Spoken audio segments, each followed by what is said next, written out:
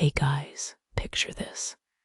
You're waddling into a marble-lined Roman latrine, the air thick with a cocktail of sweat, incense, and the unmistakable tang of fermented urine. And you realize the only toilet paper in sight is a soggy sea sponge hanging from a rusted chain. Yeah, ancient hygiene was a whole different vibe. Before we plunge deeper, smash that like button if you love a good gross history moment, and drop a comment telling us the weirdest bathroom hack you've ever tried. Now, dim the lights, lean in, and imagine the coarse, slightly salty bristle of that sponge sliding across your well. You get the picture. While a chorus of murmuring businessmen turns the room into a surprisingly noisy restroom rave, you'll soon discover why the Romans called it tersorium, and how a simple dip in vinegar was the medieval equivalent of our modern flush and go wipes. Think about it. Today we argue over bidet attachments, but back then, a shared sponge was the ultimate communal Wi-Fi. Everyone's connected, whether they wanted to be or not. So, why do we still cringe at public restrooms? Stick around, because the story behind that humble sponge is messier, funnier, and more oddly relatable than any TikTok life hack you've seen. In the early heat of a market day, the young clerk Lucius slipped away from the marble counters of the Forum of Aquae to follow a faint, chlorinated scent that drifted from beneath the stone arches. He emerged into the public latrine, a long stone bench punctuated by shallow basins where citizens gathered in quiet succession. Sunlight filtered through the high windows, casting amber rectangles on the worn tiles, and the faint splash of water echoed like a distant river. A wooden staff leaned against a wall, its tip bearing a coarse sea sponge that glistened with lingering moisture. Lucius felt the ordinary weight of the place settle around him, a modest theater of daily need. As Lucius steadied himself on the edge of the basin, the overseer Marcus entered, his sandals silent on the slick stone, and his eyes fixed on a scroll fluttering in a draught. The parchment announced a new decree. The aqueduct supplying the latrine's water would be diverted to fund a temple renovation, reducing the flow by half. A low murmur rose among the patrons, the sound of water receding like a sigh, and the temperature of the stone seemed to cool under the impending shortage. Marcus raised his hand, his voice steady yet edged with the weight of impending inconvenience. The tension in the air was palpable, a collective breath held between the steady drip of the dwindling supply and the inevitable adaptation of habit. Marcus then guided Lucius' attention to the sponge, explaining that generations had shared the same swab, rinsing it in the communal trough before each use, a practice born of practicality and modesty. He spoke of how the sponge, once a simple seaweed, had been fashioned into a tool that balanced cleanliness with the scarcity of paper. A quiet irony the city's engineers had long ago dismissed as a triviality. The patrons chuckled softly, their faces relaxed into a weary amusement as the sponge made a soft, wet squeak when withdrawn. In that moment, the shared routine seemed both absurd and profoundly human, a reminder that society often leans on collective compromises. The humor lingered like a warm breath, easing the earlier unease without erasing it. The latrine settled into its ordinary rhythm. Water continued to trickle, now at a slower pace, its sound a gentle percussion against stone. Citizens rose, washed their hands in the shallow pool, and exchanged brief nods, their togas rustling softly as they moved. The scent of urine mingled with the faint aroma of fresh herbs carried by a passing vendor, creating a tapestry of everyday life that felt neither grand nor disgraceful. Lucius watched the sponge being passed, its fibers darkened by use, yet still supple, and felt the steady pulse of the communal space. The scene unfolded calmly, as if the building itself exhaled a steady, patient sigh, embracing the small imperfections of its inhabitants. Later, as twilight painted the columns with a soft terracotta hue, Lucius lingered at the entrance, his thoughts turning to the fleeting flow of water and the enduring presence of the sponge. He reflected on how a simple instrument could bind strangers together, offering a quiet lesson in shared responsibility and humility. The echo of footsteps faded, leaving behind the faint echo of the latrine's water, a reminder that history often rests in the unnoticed rituals of daily life. In this modest setting, Lucius sensed a broader truth, that humanity's greatest comforts are often forged through modest, collective acts, brushed by the gentle hand of time.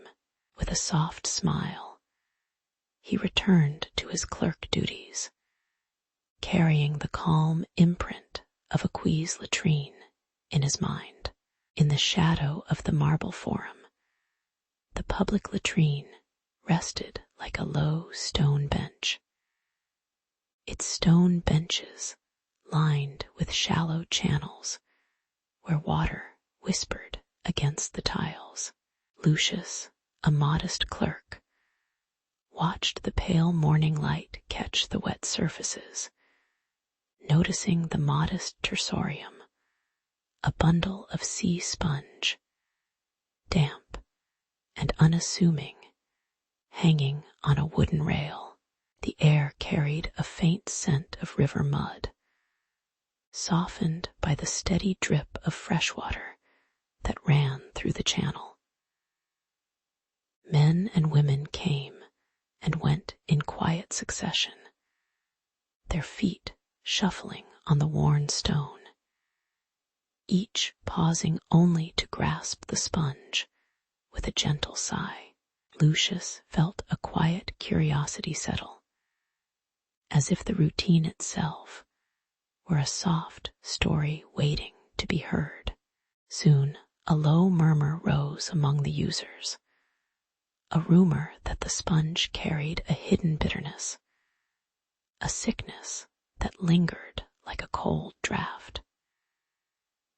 Gaius, Lucius's friend, returned from the latrine with a pale face, his hand trembling as he brushed the damp sponge against his cheek. Within the day, the fever of a subtle shiver settled over his chest, and his voice grew thin, echoing the faint clink of bronze vessels. The murmurs grew louder as other patrons whispered about the foulness that seemed to linger in the water, their eyes flickering to the shared utensil. Lucius, uneasy, felt the weight of the rumor settle on his shoulders, urging him to see what lay beneath the ordinary motion. When Lucius returned at dusk, he observed the attendants who tended the latrine, their hands moving slowly as they lifted the sponge from its rail and placed it back into the water without a thorough rinse. The sponge, already saturated, showed faint specks of dark residue that glimmered like distant ash. He noted the rhythm of their work, a brief dip, a quick squeeze, then back to the rail, no extra splash, no second cleaning. The irony settled in the quiet. A tool meant for cleanliness was itself a reservoir of neglect, and yet the attendants continued their task with a calm indifference, as if the minor impurity were as natural as the stone beneath their feet. The observation felt like a soft joke whispered by history, a reminder that even the most ordinary mechanisms can hide small betrayals. Lucius approached the overseer, a middle-aged man with a furrowed brow, and spoke in a measured tone about the need for a more thorough rinse. The overseer listened, his gaze drifting to the warm glow of the lanterns, and then ordered an extra bucket of water to be poured over each sponge after every use. The attendants complied, their motions now deliberate, the sound of water splashing louder, filling the stone chamber with a fresh, cleaner rhythm. The community felt the change subtly. The air smelled less of stale river mud and more of cool, flowing streams. The tension eased, leaving a quiet acceptance that a small adjustment could restore the routine to its intended simplicity. Later, as twilight settled over the forum, Lucius stood by the latrine, watching the water glide smooth over the stone, the sponges now glistening with a clearer sheen. He reflected on how the slightest oversight could ripple through daily life, turning a shared convenience into a source of unease. Yet also how human habit could correct itself without grand proclamation. The scent of the water lingered, a reminder of both the past contamination and the present clarity, echoing the timeless cycle of error and amendment. In the soft hush, history seemed to yawn, amused by the modest drama of a sponge, and whispered that even the smallest acts bear a quiet dignity. Lucius felt a gentle gratitude for the mundane lesson, as the city settled once more into its steady, sleep-inducing rhythm. In the dim light of the forum, Lucius, a modest clerk of the Ager Publicus, stepped onto the marble steps and laid his petition before the Senate. He described the lingering odor that clung to the the stone benches after the public latrines, where sponges, soaked in brine, were the only recourse for the citizenry. The scroll he unfurled was careful, its ink still damp, and it spoke of a cleaner, softer alternative that might ease the daily grind of Rome's workers. The senators, still seated in their togas, listened with the slow patience of men accustomed to endless debates. Their eyes, half closed from the heat of the midday sun, reflected both curiosity and the weight of tradition. Lucius concluded with a quiet hope that the city might finally feel a little fresher after each visit to the latrine. The discussion moved into the vaulted chamber where marble columns echoed the rustle of parchment and the occasional clink of a goblet. Some magistrates argued that any new material would add expense to the already strained public budget, their voices low but firm as they counted denarii and weighed the cost of imported fabrics. Others clung to the habit of the sponge, recalling the practical simplicity it had offered for generations. Its coarse texture a familiar companion to many a Roman behind the walls. The debate grew louder, the murmurs of the assembly rising like a soft wind through an open atrium, each point measured against the rhythm of civic duty.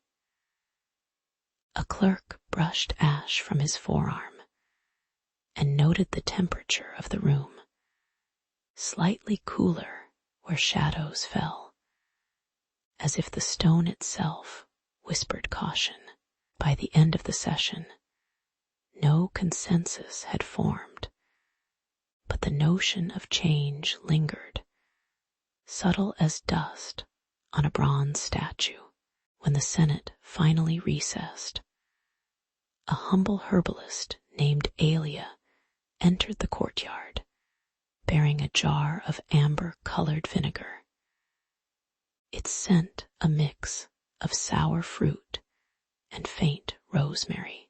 She suggested a rinse that could cleanse the sponges, reducing the need for constant replacement, and perhaps easing the workers' concerns about wages.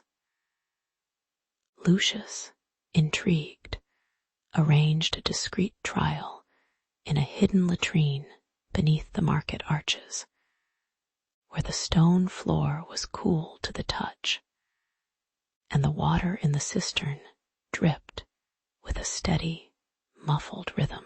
The workers who tended the facility gathered, their faces half shadowed, and listened as Lucius explained the proposed method, their hands gripping the familiar wooden handles of the sponges.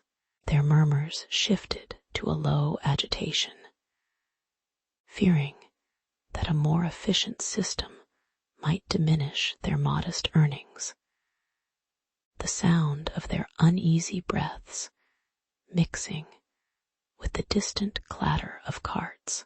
Yet the trial proceeded, the vinegar seeping into the porous sponge, releasing a faint hiss as it met the brine. A quiet experiment held in the stillness of stone walls. When the day faded into a dusky amber, the test concluded without the uproar some had anticipated. The sponges, after the vinegar rinse, felt smoother, the brine less pungent, and the workers noted a modest reduction in the time needed for cleaning, though their wages remained untouched. A small smile flickered across Lucius's face as he observed the gentle steam rising from the cistern, the air warmer now, and carrying a faint, pleasant acidity.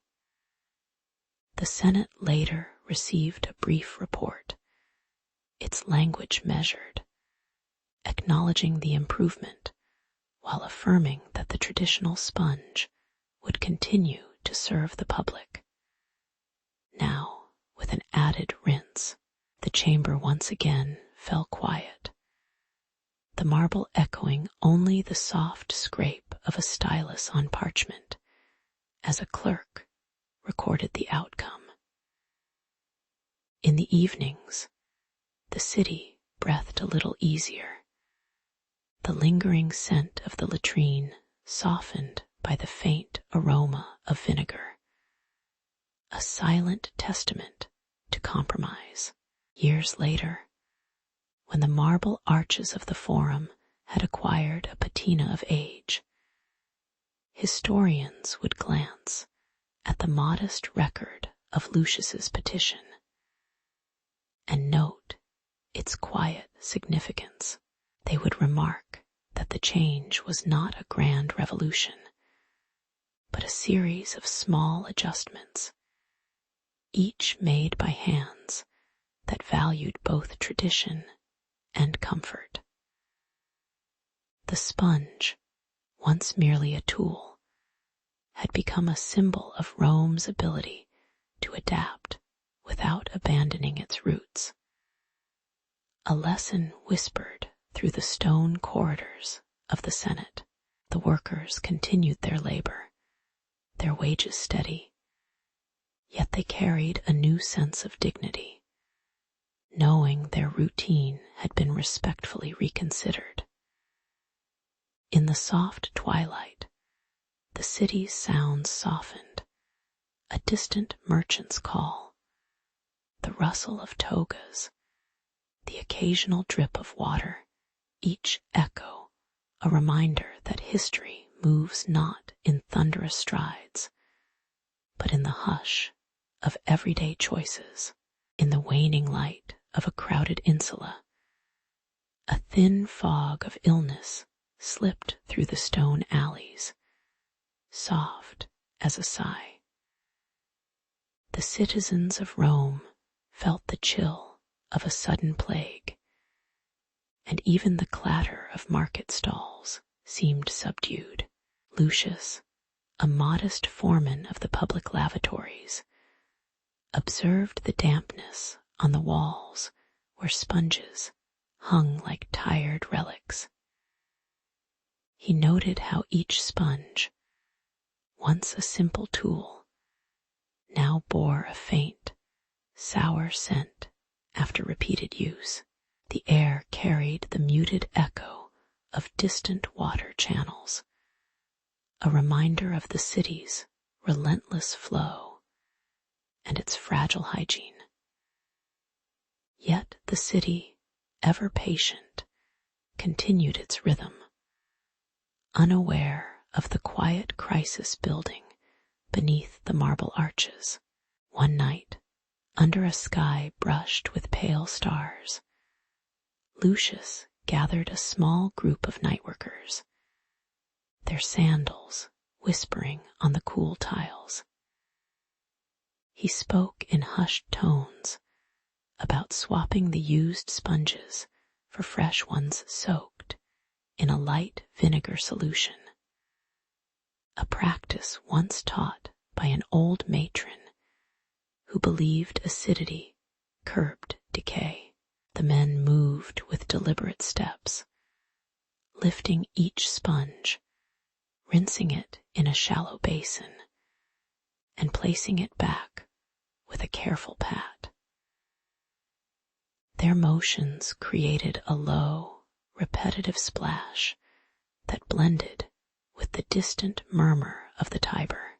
As the operation progressed, Overseer Marcus, whose brow was always furrowed with duty, appeared from the shadowed doorway, his voice low but firm, warning such unsanctioned changes might disrupt order. The tension lingered like a damp cloth, the night air holding both anticipation and the faint sting of vinegar. Marcus, insisting on protocol, threatened to halt the midnight substitution, fearing that the unsanctioned ritual could undermine his authority. Lucius responded with a calm smile, pointing to the communal basin where workers now washed their hands together, their faces reflected in the rippling surface. The irony of a strict overseer confronting a humble act of shared cleanliness was not lost on the silent observers.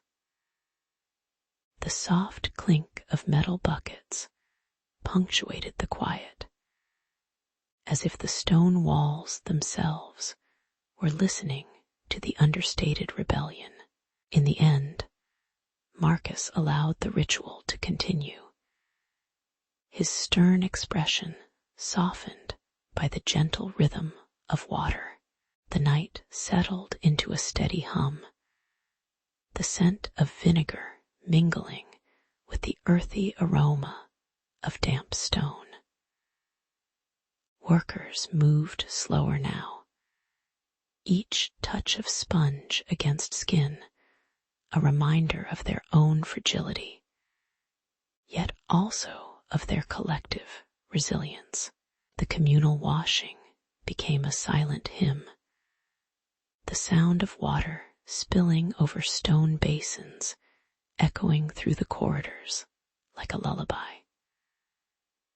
Outside, a distant cat prowled, its soft pads barely audible over the occasional creak of wooden doors. The city, bathed in muted amber from oil lamps, seemed to exhale, accepting this small adjustment as part of its enduring pulse.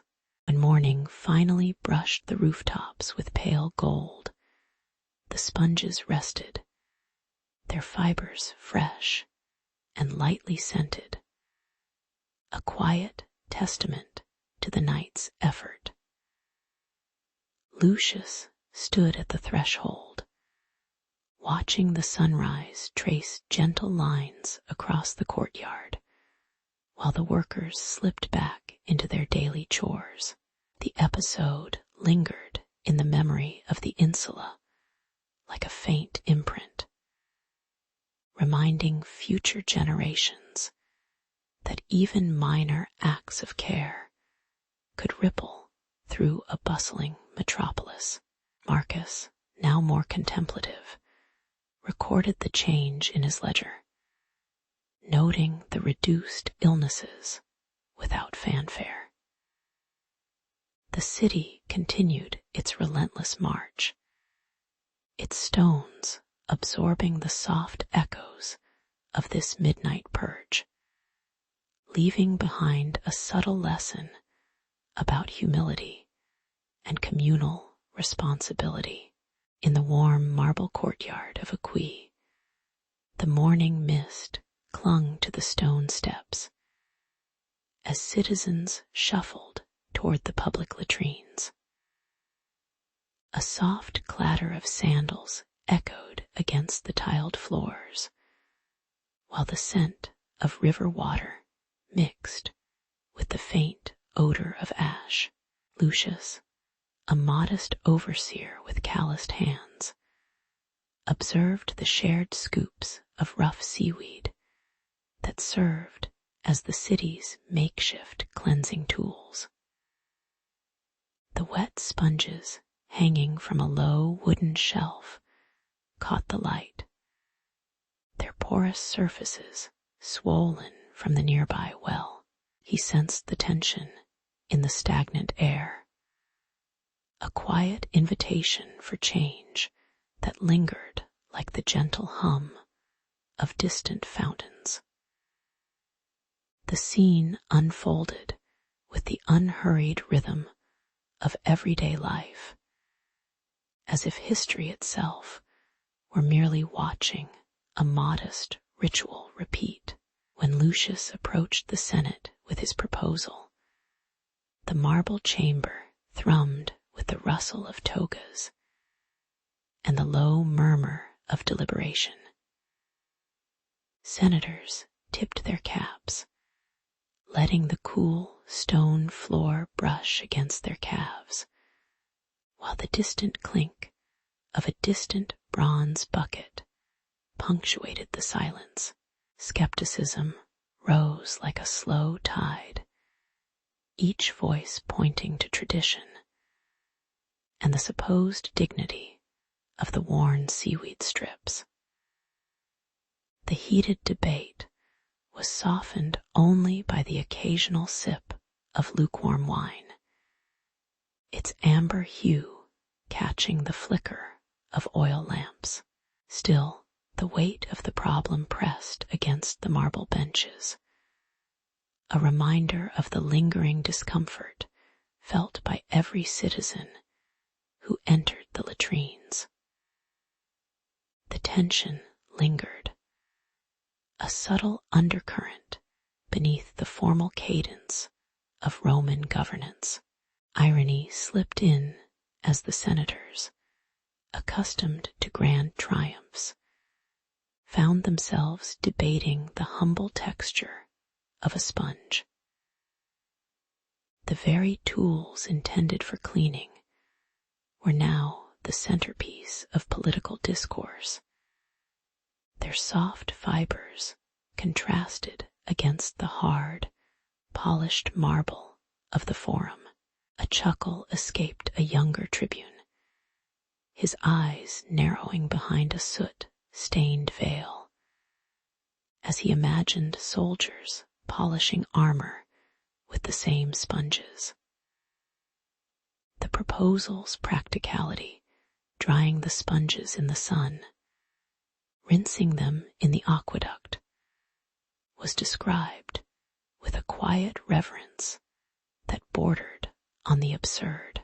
Yet the notion that such a modest object could elevate public health elicited a muted, collective smile, as if the empire itself were gently nudged by a feathered brush. The discussion settled into a gentle rhythm, the irony serving as a soft cushion for the weight of reform. When the decree was finally inked, the city's latrines received fresh bundles of clean sponges, each one placed on a modest wooden stand beside the stone basin. The water from the aqueduct hissed as it poured over the sponges, cooling their fibers and leaving a faint mineral scent in the air. Citizens moved through the aisles with measured steps, the soft swish of fabric against stone punctuated by occasional murmurs of approval. Routine replaced resistance. The sponges were rinsed each afternoon, hung to dry in the pale evening light, their surfaces glowing amber against the terracotta walls. The Senate's quiet acknowledgment was expressed through a modest laurel wreath placed on Lucius's desk, a simple token that resonated more than any grand monument. The atmosphere settled into a steady, contented hum, as if the city exhaled a sigh of relief at the newfound comfort. Years later, scholars would note the subtle shift in Aquis' sanitation as a turning point, citing Lucius's modest protocol as a quiet triumph of practicality over pomp. The memory of the sponges lingered in the gentle echo of footsteps across the marble, a reminder that even the smallest comforts shape the rhythm of daily life. Children would watch their elders reach for the soft pads, the motion becoming a familiar choreography passed down through generations, the legacy of the reform whispered through the stone arches, a soft chorus that balanced the empire's grand narratives with intimate human details. In the cool twilight, when the courtyard lights dimmed, the sponges rested, their fibers still absorbing the faint heat of the day, embodying a legacy that remained both ordinary and profound. History, ever patient, recorded the episode not with fanfare, but with a quiet, almost amused acknowledgement of human imperfection. In the early light of a Roman summer, the Senate summoned a young engineer named Lucius to the forum, tasking him with a modest yet public commission: a marble-tiled latrine that would sit beneath the marble columns of the agora. He walked over the worn stones, feeling the cool grit of the paving under his sandals, and admired the way sunlight slipped through the narrow arches, painting the cobbles with amber shadows. The plan required a foundation of sturdy travertine, laid in a grid that would channel rainwater into a silent conduit beneath the seats. As he surveyed the site, the distant murmur of merchants and the clatter of a cartwheel set a gentle rhythm to his thoughts. The Senate's voice, calm and measured, promised honor to any citizen who could blend utility with the dignity of civic beauty. Lucius soon faced the subtle pressure of political expectation, as each senator whispered about the number of seats, the width of the marble slabs, and the cost of the flowing water that would be routed from the distant aqueduct. He measured the space with a bronze rod, noting the way the stone floor retained the lingering chill of night, and imagined the engineer's hands smoothing the channels to prevent any stagnant pool. The design called for a continuous stream beneath the seats, a modest trickle that would wash away waste while humming a quiet, steady sound. He felt the weight of the marble blocks, each one heavy enough to remind him that grandeur could be both oppressive and reassuring. Yet the drafts he produced balanced the need for durability with the simplicity of everyday footfalls, a compromise that lingered like the faint scent of incense in the morning air. When the latrine finally opened, an ironic tableau unfolded.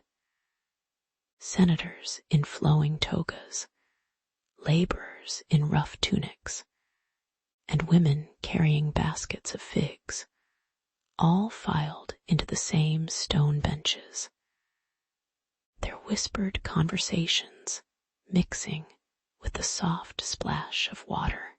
The seats, spaced evenly, invited a fleeting camaraderie as strangers leaned forward to read the water's surface, noticing how the reflected light made each face appear slightly softened. Even the most stern visage, a young scribe, cheeks flushed from the heat, laughed quietly at a child's mischievous splash, while an elderly augur, whose face remained blurred by the shadows of his hood, examined the marble grain with a detached curiosity. The shared space became a quiet stage where status fell away, and the steady flow beneath reminded everyone that nature's course could not be rerouted by rank.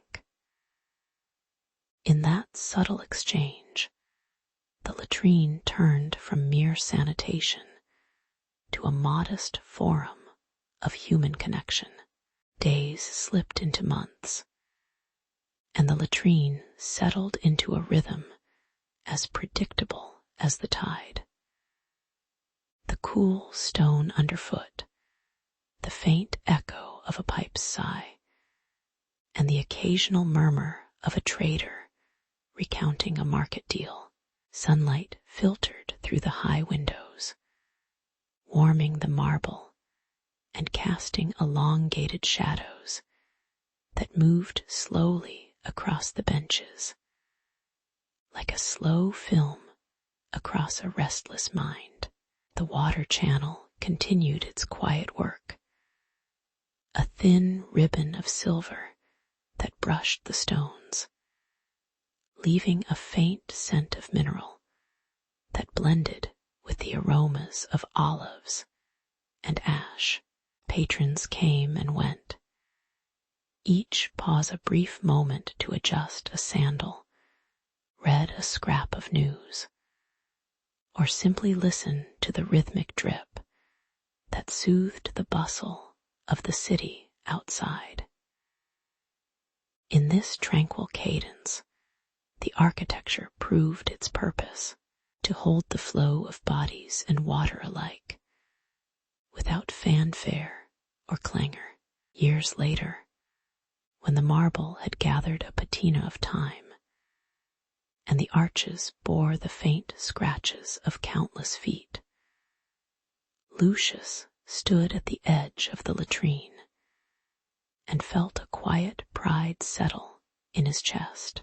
He watched an elderly matron lean against the stone, her eyes soft as she watched children playing nearby, and sensed how the shared space had become a quiet witness to generations of modest lives. The latrine, once a simple civic project, now whispered a lesson about humility, that even the grandest marble can serve the most ordinary of needs. In the lingering coolness of the stone, one could hear the echo of countless breaths, each a reminder that history is built not only of triumphs, but also of the everyday acts of relief and conversation. As twilight deepened, the faint glow on the marble seemed to sigh, a gentle affirmation that the past rests in the stillness of ordinary moments. At the break of dawn, a low mist lingered over the freshly laid stone of the new public latrine, while Lucius, the chief architect, walked the length of the trench with a measuring rod in one hand and a rolled scroll of the Cloaca Maxima's maps in the other. The river of waste that fed the city ran beneath the earth like a quiet promise. He paused at the inlet, feeling the cool dampness of the brickwork, and imagined a steady stream of water flowing beneath the benches, flushing the chambers without pause. The sun rose slowly, casting a soft amber across the terracotta tiles, and the distant clatter of pavers echoed like a distant heartbeat. In his mind, the design was a balance of function and modest grandeur, a place where civic necessity met quiet dignity. The air held the faint scent of wet earth, a reminder that even the grandest plans begin in humble, wet foundations. Soon the rhythm of work grew louder, and the challenge of directing water from the ancient cloaca maxima into a newly carved conduit became a puzzle of stone and slope. Laborers hefted heavy limestone blocks, their muscles straining against the heat that rose from the shallow sun, while Lucius steadied the plumb lines, checking that each channel would maintain a gentle gradient. The underfloor drainage, a narrow vaulted trench beneath the benches, required precise angling to prevent stagnation, and each bead of water that dripped from the scaffolding was watched with a careful eye. The sound of flowing water grew steadier, a soft murmur that threaded through the site like a secret conversation. As the day waned, the engineers tasted the cool moisture on their tongues, feeling both relief and the weight of impending responsibility. When the first benches were set, they were not yet polished, and the unfinished stone still held the roughness of fresh quarry. Still, Marcia, a spice merchant with a woven basket, chose the middle seat to discuss a shipment of pepper with Gaius, a patrician whose toga was still crisp despite the dust. Their voices rose and fell in quiet tones, punctuated by the occasional splash from a testing pipe, turning the construction site into an impromptu salon where contracts were whispered amid the scent of lime and sweat. Gaius gestured with a silver ring, subtly indicating his expectation of a modest discount, while Marcia smiled, the lines around her eyes softening like the dusk outside. A nearby apprentice, unaware of the negotiation, slipped a stone into the drainage, causing a brief ripple that drew a chuckle from the two, as if the stone itself were an uninvited commentator. The irony lay in how a place meant for the most private of bodily functions became a stage for the most public of deals, each laugh echoing against the unfinished walls. As evening settled, the latrine's interior filled with a calm that seemed to smooth the day's sharp edges. The water in the channels glistened under the fading light, creating a gentle, rhythmic hiss that blended with the soft rustle of parchment. Patrons sat with their backs against the cool stone, their conversations now about weather and family, the earlier bargaining fading into a background hum. Lucius, still present, rested his hand on the warm stone, feeling the lingering heat of the day's labor dissipate into the night air. The scent of wet plaster mixed with the faint aroma of Marcia spices, an unexpected perfume that lingered without overt intention. In this quiet, the latrine felt less a utilitarian space and more a modest gathering place, where the steady flow of water mirrored the unhurried passage of ordinary lives. When the final stone was set and the water flowed continuously, latrine stood as a modest testament to Rome's capacity to turn necessity into quiet dignity, a reminder that even the most mundane structures carry stories of collaboration, compromise, and human vulnerability. Lucius gazed at the finished arches, noting how the shadows fell softly across the worn steps, and thought of how future generations would sit, speak, and perhaps negotiate beneath the same vaulted ceiling. The stone, now warm from the day's sun, would hold the imprint of countless feet, each leaving a subtle trace like a whisper in history.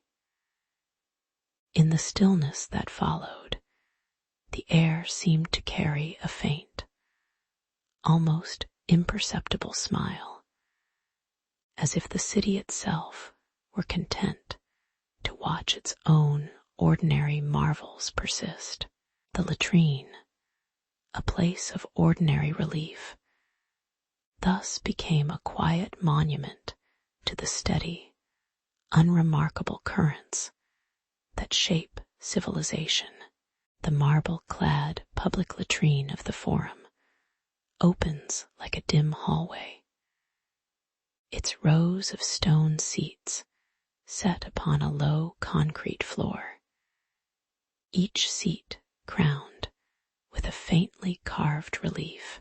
A shallow water channel runs the length of the room, a soft trickle echoing against the vaulted tiles, while a faint steam rises from the warm stone in the late afternoon light. Citizens file in quietly, the rustle of toggy and the occasional clink of bronze fittings marking the rhythm of daily need.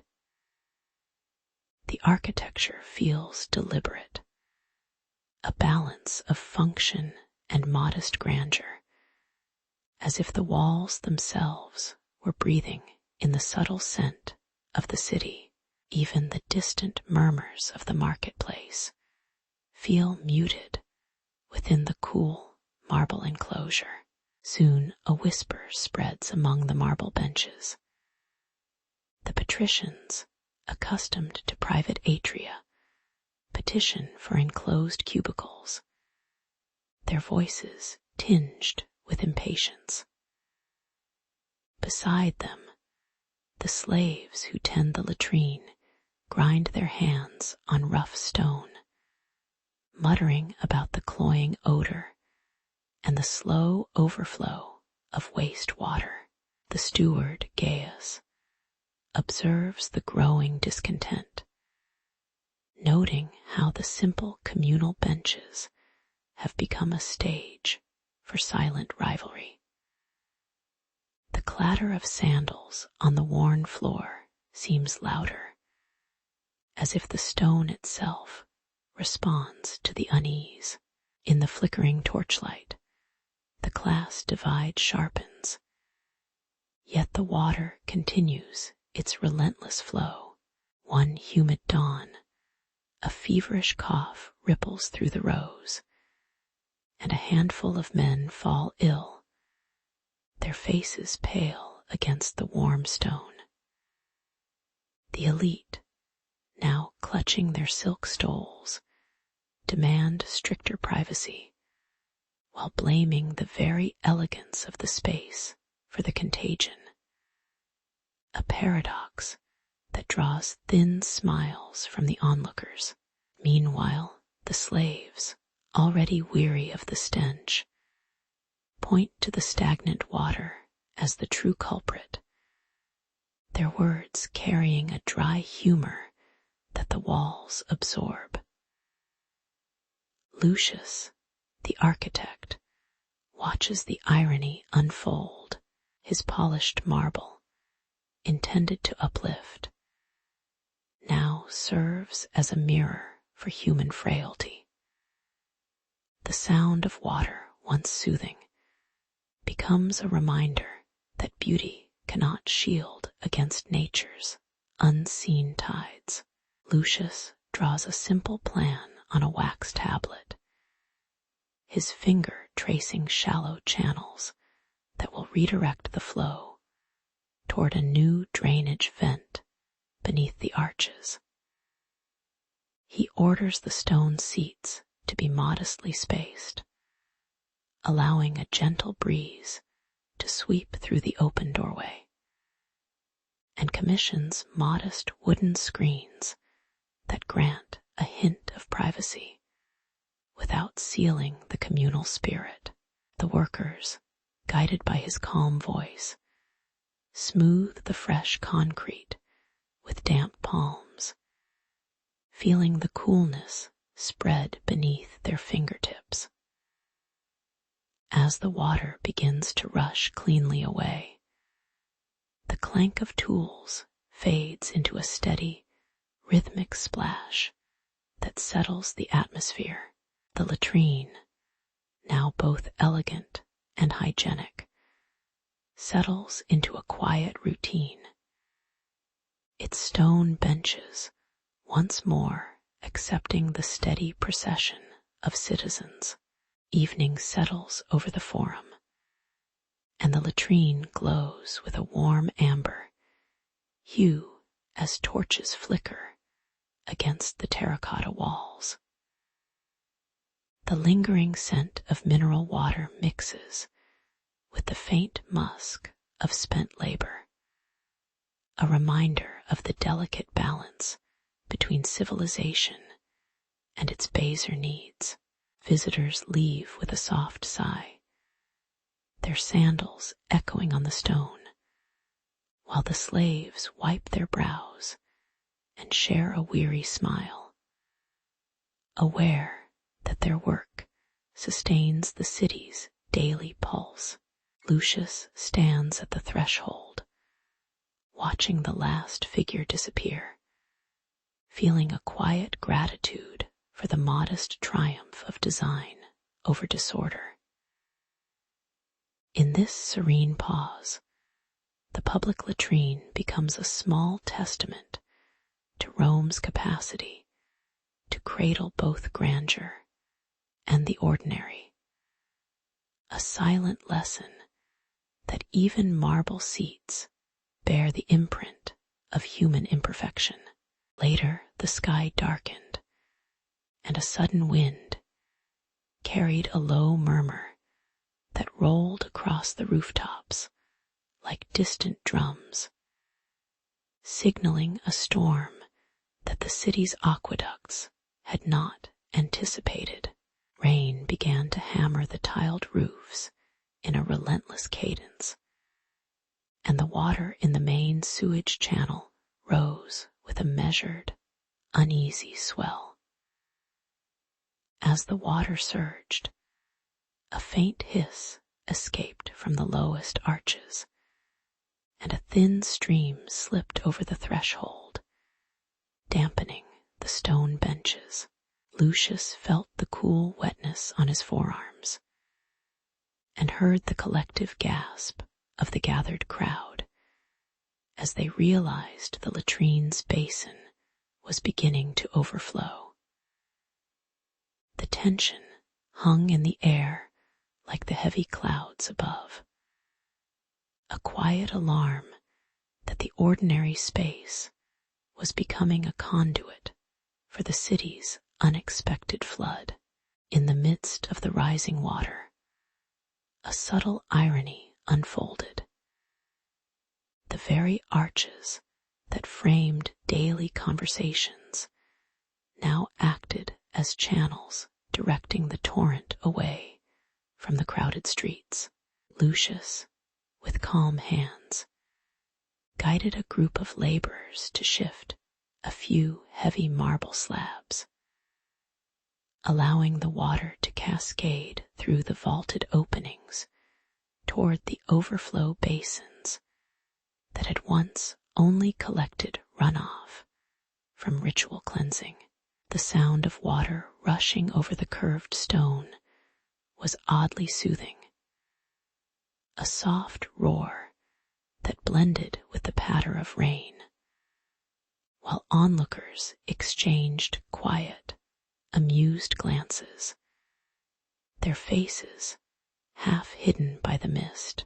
The latrine, designed for human waste, now served the city's larger need, turning an inconvenient flood into a demonstration of adaptive engineering. The crowd, relieved, murmured about the cleverness of ancient builders, their voices low and tinged with a gentle humor that softened the urgency of the moment. When the rain finally ceased, a hushed stillness settled over the stone walls, the water receding in a slow, steady glide that left a thin sheen on the floor. The air grew cool, carrying the faint smell of wet limestone mixed with the lingering aroma of olive oil used for cleaning. Lucius and the townspeople moved methodically, wiping the surfaces with damp cloths, their movements rhythmic and unhurried, as if performing a familiar ritual. Children perched on the edge of the basin, their eyes reflecting the dim light, while an elderly vendor offered warm figs, the sweetness contrasting with the damp chill. In the quiet after the storm, the latrine stood unmarred, its arches glistening, embodying a collective sigh of relief that resonated like the soft echo of footsteps on stone. As evening settled, the city's lamps flickered on, casting amber halos that softened the contours of the latrine's architecture, and Lucius lingered a moment longer, feeling the lingering moisture cool his skin.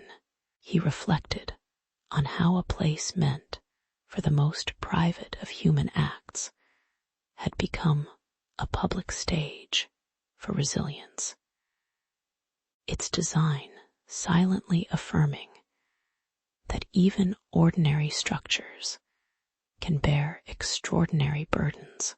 The stone arches, now dry, seemed to hold a quiet lesson, that durability and community intertwine, each supporting the other when the world momentarily turns upside down. In the lingering hush, the latrine's role shifted from mere convenience to a modest monument of collective survival. Its simple presence reminding all who passed that endurance often resides in the unremarkable. With a gentle nod to the unseen faces of the past, Lucius turned away, his steps echoing a calm cadence that matched the steady heartbeat of the city. In the early light, the stone benches of the communal latrines stretch like a quiet promenade, their smooth surfaces warmed by the day's first sun. A shallow channel of flowing water hums beneath the marble drains, whispering against the granite as it carries away the night's excess. Workers in simple tunics sweep the tiled floor, their hands feeling the cool grit that settles between the stones. The arches above cast soft shadows, framing a space where the architecture of utility meets the modest dignity of daily routine. Even the distant clatter of the market seems muted here, as if the very walls absorb the city's bustle and return it as measured calm. By mid-morning, The latrine fills with citizens whose voices mingle with the steady splash of the water, creating a low-key chorus of debate and gossip. A senator in a purple-striped toga leans on the marble railing, his stern eyes scanning a scroll, while a street vendor nearby offers olives and sharp jokes. The air grows heavy with the scent of earth and sweat, a reminder that even the powerful share the same stone seats. A young apprentice pauses his work, listening to arguments about grain prices, his breath steady against the warm stone. The subtle tension of differing opinions hangs like a fine cloth draped across the communal hub, while the constant flow below keeps the space from stagnating. Later, as the sun reaches its peak, the irony of lofty discourse in such a practical setting becomes apparent. Philosophers pontificate on virtue, while the background hum of water punctuates each lofty phrase. A baker, wiping flour from his hands, chuckles at the senator's earnestness, noting that the same hands that roll dough also turn the handles of the latrine's sluice gates. The stone benches, indifferent to status, support both the weary laborer and the eloquent orator alike. Their cool surfaces a silent equalizer. Even the marble reliefs above the entrance, depicting mythic scenes, appear blurred by the ordinary routine unfolding below. The juxtaposition of grand ambition and humble necessity creates a quiet smile in the observer, a reminder that greatness often rests upon everyday foundations. As the afternoon wanes, the crowd thins and the latrine settles into a gentle rhythm, the water's murmur becoming a soothing backdrop to soft conversation. A mother cradles her infant, the child's tiny fingers brushing the warm stone, while a retired carpenter smooths his wooden pipe, feeling the grain beneath his thumb. The temperature drops slightly, a cool draft slipping through the open arches, inviting a sigh of relief to those lingering there. Shadows lengthen, turning the terracotta tiles to a deeper amber, and the distant clang of the city fades into a muted echo. In this tranquil interval, the space feels less a forum and more a sanctuary of shared pause, each person wrapped in their own quiet thought. When centuries later scholars trace the lineage of Roman public spaces, they note how the latrine's design inspired the grandeur of later baths.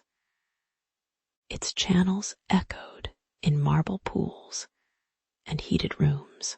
They write of how the simple act of sitting side by side, exchanging whispers over flowing water, forged a subtle sense of community that endured beyond empire's fall.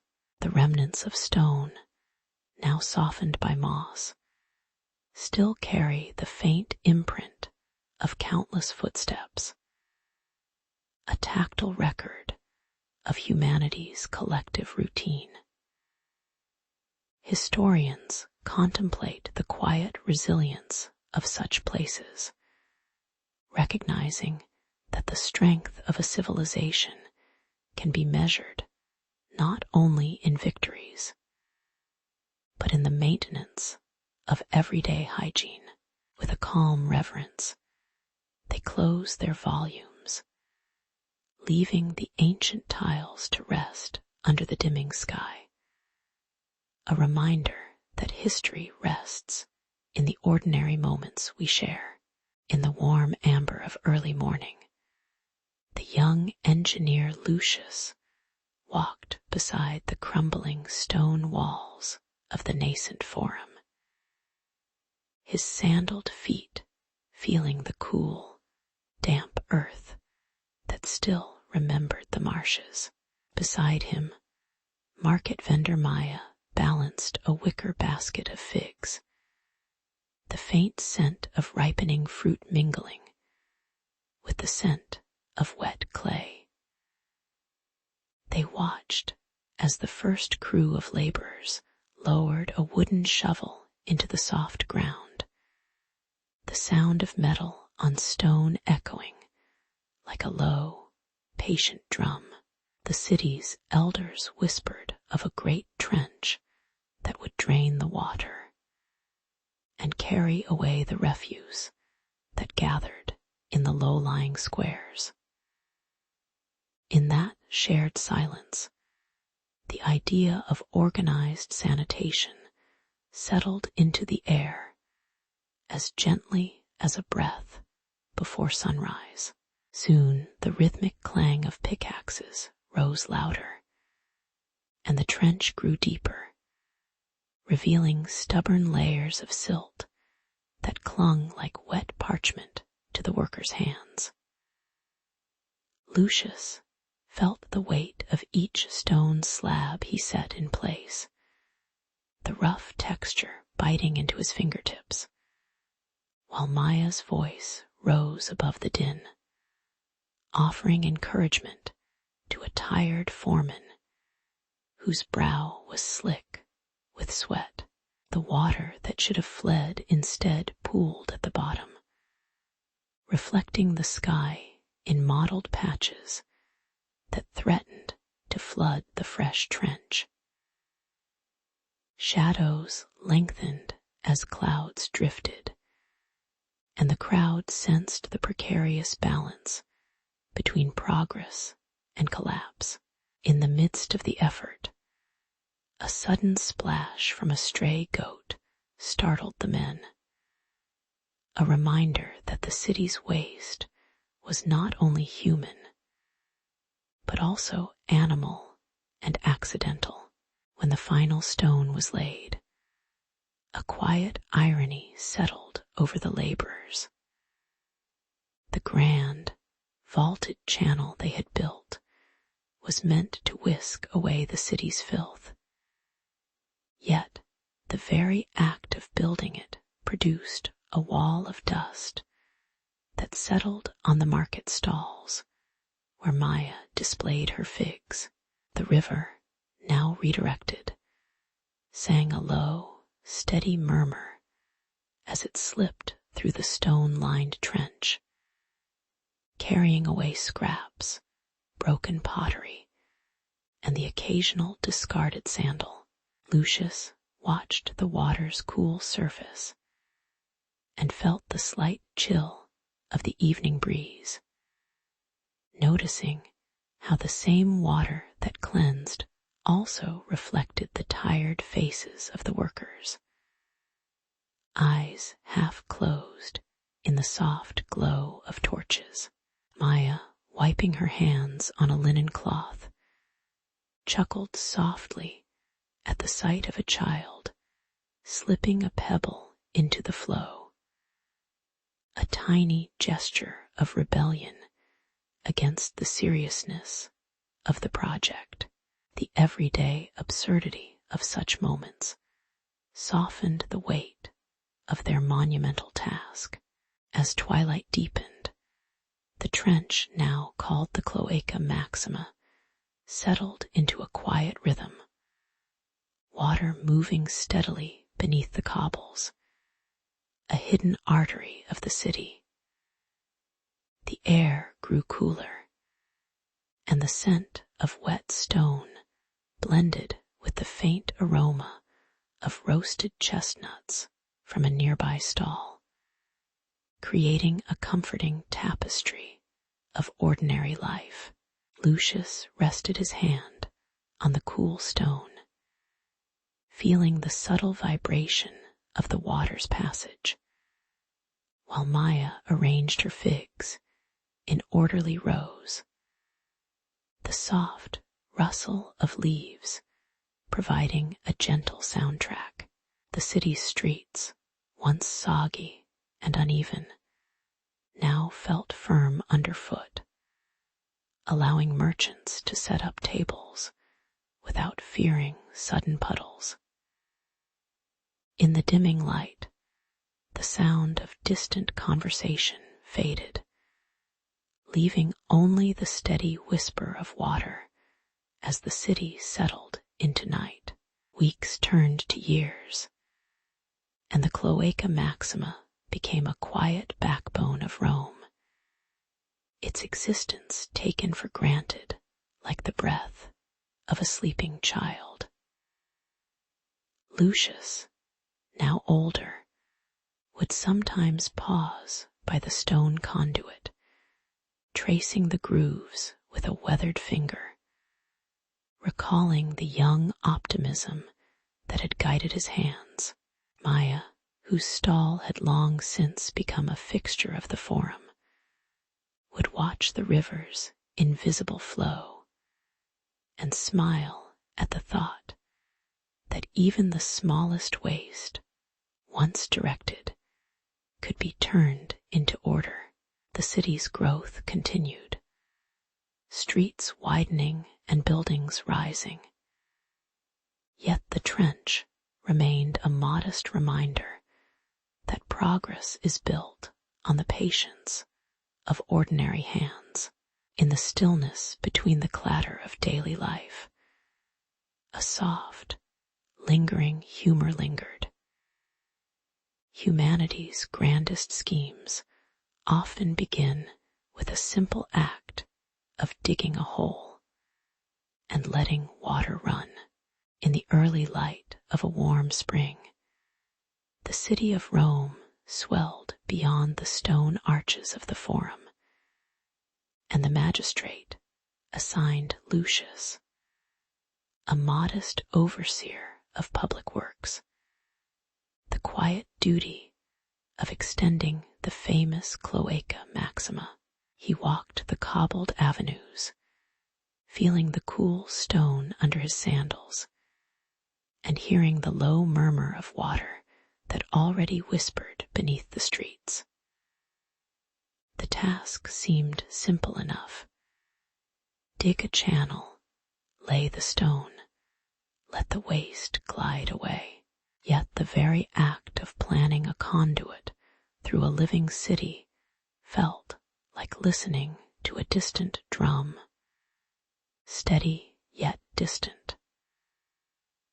Lucius sensed the weight of centuries in each measured step, as if the city itself were a patient elder guiding his hands.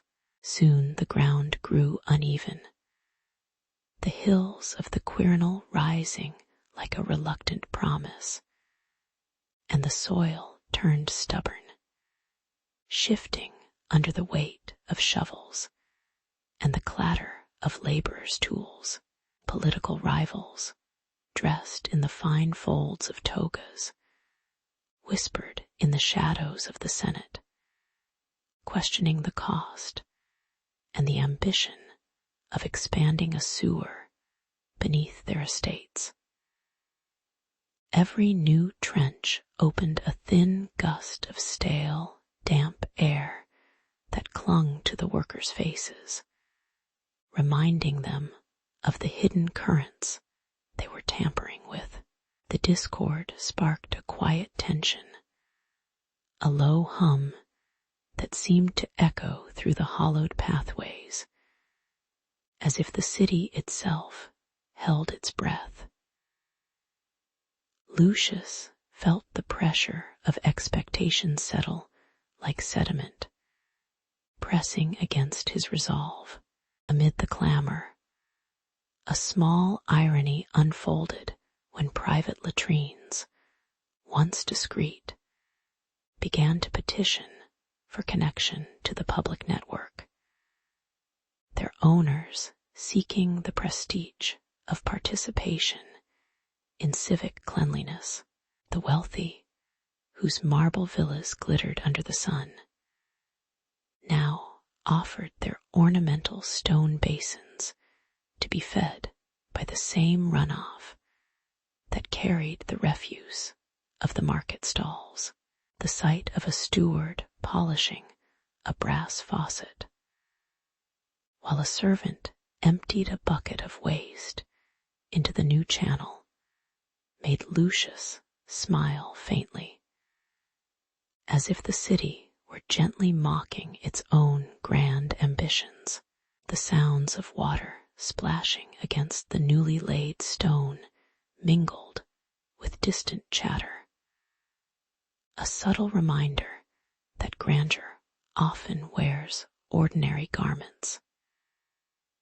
In this quiet absurdity, the network stitched together the lives of patricians and plebeians alike.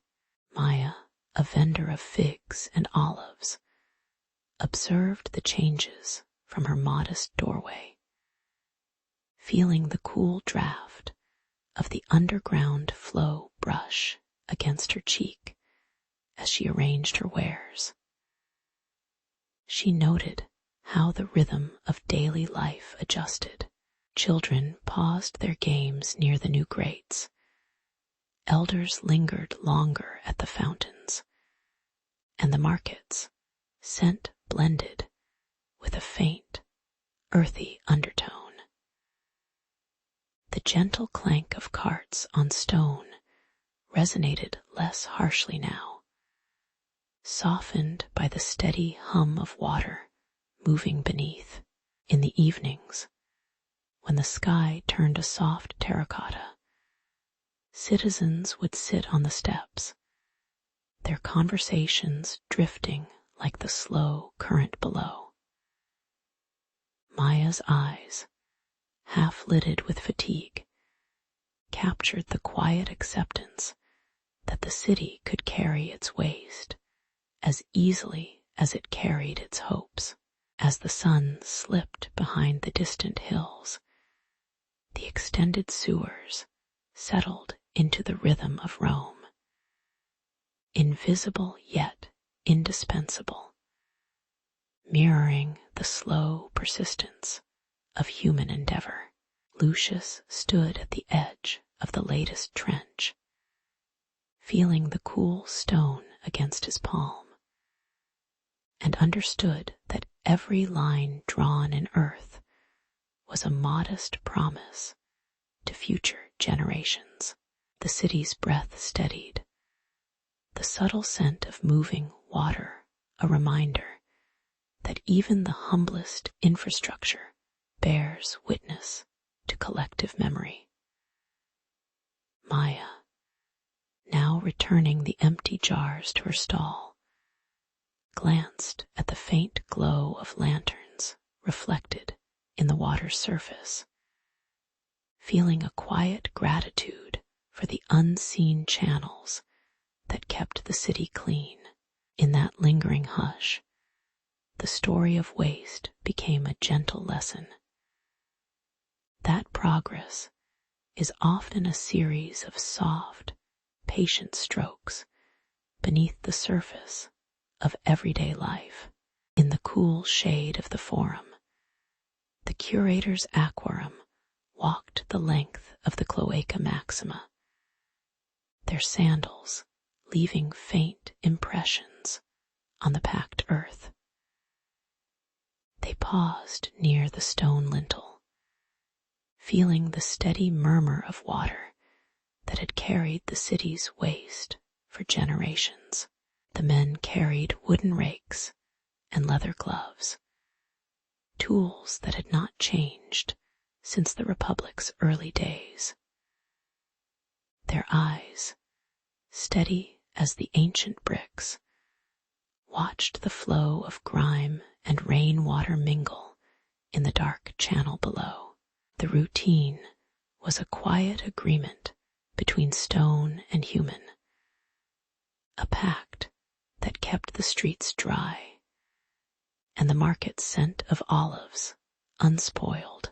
One damp morning, a sudden clatter echoed from a downstream tunnel, a clear sign of blockage that sent a ripple of concern through the crew. Lucius, a junior curator, felt the weight of the rising water as it threatened to surge into the lower shops, bringing with it a foul fog of decay. The city's infirmary reported a spike in fevers, a silent alarm that the stagnant flow was turning toxic. With urgency muted by the heat, the men slipped oil-soaked ropes into the gloom, listening to the faint splash of water attempting escape. The tension hung in the air like the low hum of distant traffic, a reminder that even the oldest stone could choke under neglect.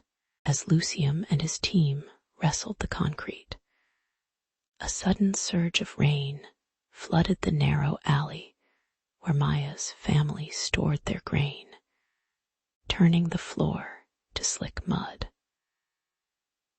The water, meant to cleanse the sewers, turned their modest home into a shallow pond, sending a handful of startled children scrambling for dry planks.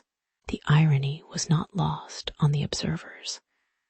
The very system designed to protect the city had, for a moment, threatened its smallest residents.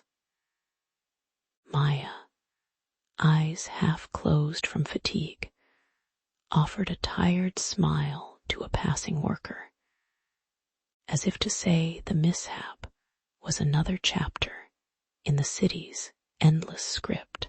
The scene unfolded with a soft chuckle from the onlookers, a muted acknowledgement of human imperfection woven into the stone-lined arteries of Rome. After the rain eased, Lucius introduced a new cleaning method, a slow-moving mixture of sand, vinegar, and river water, poured gently to loosen the stubborn crusts without stirring the whole channel. The crew watched the mixture seep through the blockage, feeling the stone cool beneath their palms as the silt gave way. With each cleared segment, a faint scent of fresh earth replaced the previous stench, and the rhythmic splash of water became a comforting metronome. The work concluded as the last of the murky flow slipped into the open mouth of the sewer, disappearing into the Tiber's broader embrace. A calm settled over the workers, their shoulders relaxing as the sun's amber light filtered through the open arches, casting long, lazy shadows on the stone. In the evenings that followed, the curators gathered by the fire, their faces illuminated by the flickering glow, reflecting on the day's quiet victories and quiet losses. They spoke softly of how every sweep of the shovel was a promise to the city's unseen arteries, a reminder that even grand engineering rests upon human hands. Maya's family repaired the flooded floor, their laughter low and steady, echoing the gentle rhythm of the restored sewers beneath them. The city's pulse slowed, not because the work was finished, but because The steady hum of water flowing through the cloaca maxima reassured them of continuity. In the lingering dusk, the stone arches stood unchanged, bearing witness to the endless dance between decay and repair, a modest testament to the patience of those who tend to the invisible channels of civilization. At the edge of the 7th hour, the sky above Rome thickened into a bruised slate, and a distant rumble whispered of rain that would not be ordinary.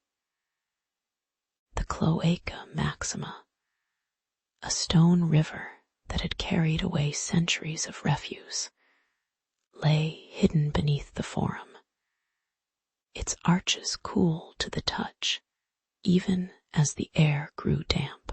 Citizens on the marble steps of the basilica glanced upward, noticing the subtle sheen of water on the cobbles, a reminder of the city's dependence on the unseen conduit. In a modest domus, Lucius, a seasoned foreman of the waterworks, unfolded a waxed map, his fingers tracing the old stones as if reading a familiar lullaby.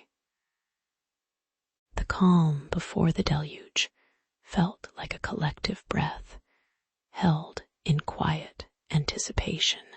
When the first heavy drops struck the tiled roofs, the sound echoed like distant drums, rattling the shutters of nearby houses and setting a tremor through the underground channels. Water surged into the stone culverts, pressing against the ancient bricks, until a low, mournful groan rose from the cloaca's vaulted arches, hinting at the imminent overflow. Citizens gathered at the edge of the Tiber, their sandals slick, eyes widened as the river swelled, and a few shouted warnings that were swallowed by the rising wind. Lucius, lantern in hand, hurried through the damp alleys, feeling the cool mud cling to his boots, his mind counting the remaining bolts that held the main arch together. The tension thickened like the humidity, each breath a reminder that the city's lifeblood could become its demise. In the midst of the frantic preparations, a young baker paused his dough, needing to hand Lucius a crust of stale bread. The crumbs scattering like tiny sand grains on the stone floor, the seasoned overseer accepted the offering with a half smile, his eyes briefly meeting the baker's, both aware of the absurdity of sharing a simple meal while battling water that threatened to drown stone. As workers tightened ropes and lifted heavy wooden beams, a child on a nearby balcony slipped a painted ceramic figurine into the river, watching it bob as if it were a tiny ship embarking on its own voyage. The irony of such small, personal gestures unfolding against the backdrop of a massive engineering crisis lingered in the damp air. Yet the rhythm of hammers and murmured orders steadied, each strike a quiet affirmation that human folly could coexist with purposeful toil. When the final arch was shored with fresh timber and the diverting channels opened, the thunderous rush of water found a new path, humming softly as it slipped past the reinforced stone. The flood receded, leaving behind a faint scent of wet earth and the muted clatter of exhausted workers exchanging weary nods. Citizens emerged from the shadows of their doorways, their faces illuminated by the waning amber of torches, eyes soft with relief as they surveyed the silent, still water that now flowed obediently beneath their feet. Lucius stood at the edge of the cloaca, feeling the cool stone against his palm, the night air brushing his cheek, and listened to the distant drip of water finding its place. A collective sigh rose from the crowd, not of triumph alone, but of a shared acknowledgement that vigilance had turned potential disaster into a quiet victory. Later, as the city settled into a tranquil dusk, the story of the night's battle wove itself into the murmured conversations of market stalls and the measured cadence of a magistrate's lecture. The cloaca maxima, though unseen, retained its dignity, its arches bearing the faint marks of recent repairs like a seasoned veteran's scar. Lucius, now seated on a low stool, sipped a modest cup of wine, its warmth a gentle reminder of the day's endurance and the perpetual cycle of maintenance that underpinned Roman life. The episode lingered in the collective memory, a silent testament that even the most monumental achievements are built upon ordinary hands and patient breaths. In the hush that followed, the city seemed to exhale, accepting that the passage of waste and water, like time itself, moves forward with a steady, unhurried rhythm. The late afternoon light filtered through the marble arches of the forum, casting long shadows on the stone benches where weary citizens gathered after the flood had receded. Lucius, his toga damp at the hem, stood near the central column and watched the crowd exchange quiet words of relief, the scent of river mud still clinging to their sandals. Maya, holding a small basket of figs, leaned against the wall and listened to the distant murmur of water slipping down the newly cleared cloaca maxima. The city seemed to exhale, its stone lungs filling with a cautious optimism that the worst had passed.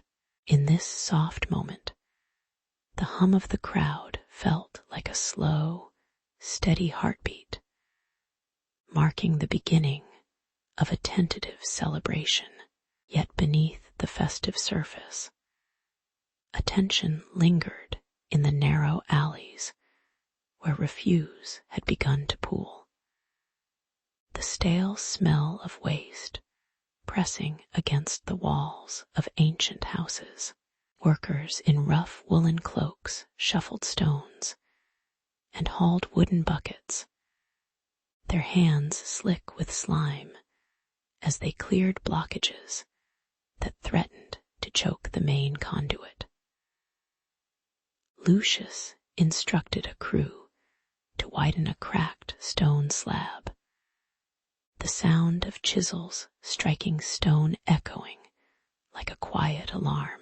The sun grew warmer, and the air grew heavier, each step through the muddy paths reminding the onlookers that the city's sanitation was as fragile as the arches above. The collective breath seemed held, waiting for the moment the flow would be restored without further disruption. When the water finally surged through the cleared trench, Maya could not help but smile at the gentle irony of the scene. A monumental channel, once hailed as a triumph of engineering, now acted as the silent carrier of everyday filth. Children paused their games to watch the dark stream glide past, their laughter mingling with the faint splash of water against stone, oblivious to the hidden purpose beneath their feet. The very same stone that bore the weight of triumph now bore the weight of the city's daily waste, a modest reminder that grandeur often masks humble labor. Lucius observed the flowing conduit, noting how the grand arches that once celebrated victories now concealed the ordinary rhythm of life. In the quiet of that moment, the city's pride and its necessity whispered to each other, a soft chuckle from history itself. Days slipped into a calm routine as the sewer settled into the backdrop of daily Roman life. The stone walls grew warm from the sun, and the distant trickle of water became a familiar lullaby. Market vendors arranged amphorae near the edge of the channel, the cool breeze carrying notes of fresh bread and wet earth. Residents paused to wash their hands in shallow basins that drew water from the same hidden source, feeling the gentle temperature against skin as they exchanged brief, sleepy greetings. Maya, now seated on a low stool, observed a group of apprentices mending a broken tile, their tools clinking softly, a sound as unassuming as the turning of a page. The city breathed steadily, its pulse steady and unhurried, each citizen moving through the space with a quiet acceptance of the unseen network that kept their streets clean. In the twilight of his years, Lucius found himself walking the length of the Cloaca Maxima, his steps echoing gently against the ancient bricks, contemplating the legacy of the stone arteries that still coursed beneath Rome. Maya, her voice low and reflective, recounted how the sewer had shaped generations, noting that even modern engineers cite the Roman design when planning new sanitation systems. The cool stone felt solid beneath their fingertips, a reminder that the patience of stone outlasts the fleeting concerns of any single ruler. Together, they sensed a soft melancholy, aware that their quiet vigilance had become a foundation for future prosperity, a lesson whispered through the centuries. As the first stars appeared, the city settled into a night of peaceful rest, its hidden veins humming faintly, teaching that even the most ordinary systems hold the power to sustain civilization. On a hazy morning in the Subura, Lucius felt the weight of his mother's satin rope as she guided him toward the grand arches of the Thermae of Caracalla. The marble columns rose like silent sentinels, their surfaces warm from the lingering heat of the sun-kissed pools. Inside, The air trembled with a low hiss of steam and the muffled splash of water against stone. A line of apprentices in linen tunics waited beside a pool of dark olive oil that shimmered under the dim lantern light. The attendant handed Lucius a brass ladle, urging him to pour the fragrant oil over his skin before the ritual began. He sensed both curiosity and the faint pressure of expectation in his mother's voice as it faded behind the marble walls. Within the steaming chamber, the crowd moved in slow, measured steps, each footfall echoing against the vaulted ceiling like a distant drum. The scent of crushed rosemary intertwined with the olive oil, creating a heady mixture that clung to the back of his throat. A group of older men lifted their bodies from the warm pools, brandishing metal strigils that glinted coldly against their damp skin. Lucius watched the strigil scrape away the oily sheen, the metal scraping a thin, silvery film that fell into the water with a muted splash. The sound, though soft, seemed too sharp against the overall hush, making his heart beat a little faster. He felt the subtle unease of being observed, the unspoken test of whether he could endure the ritual as his peers did. The oil, applied as a fragrant veil, was meant to protect the skin from the soot of the furnace. Yet, the very act of scraping away the slickness left the bathers looking as though they had been dusted in ash. As Lucius's own strigil traced the curve of his forearm, a thin film of oil slipped from his hand, sliding like a lazy river across the stone. The attendant smiled faintly, his expression tired yet amused, as he explained that the Romans prized a polished sheen more than true cleanliness. Meanwhile, the slaves in the corner gathered the discarded oil in wooden tubs, their faces unreadable under the shadows of the torchlight. Lucius sensed a quiet irony in the ritual. The effort to appear pristine resulted in a deliberate removal of the very substance that had cloaked them. The moment lingered, a paradox of protection and exposure woven into the steam-filled air.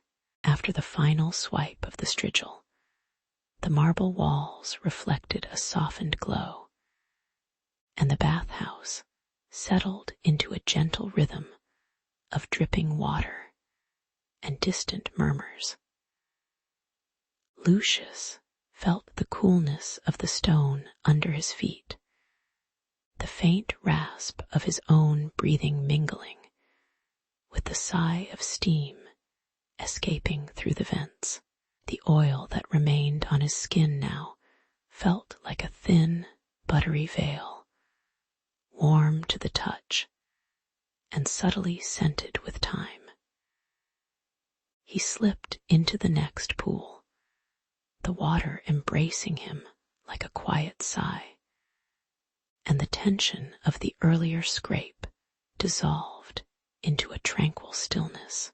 Around him, other patrons settled into quiet contemplation, their faces relaxed, eyes half closed, content in the shared pause. In that muted sanctuary, the world beyond the arches seemed to recede, leaving only the simple pleasure of a body at ease. As the sun dipped lower, casting amber shadows across the vaulted ceilings, Lucius emerged from the therme with his garments damp and his thoughts softened. The ritual of oil and strigil, he realized, was less about erasing dirt and more about acknowledging the layers each person carries, and then gently peeling them away.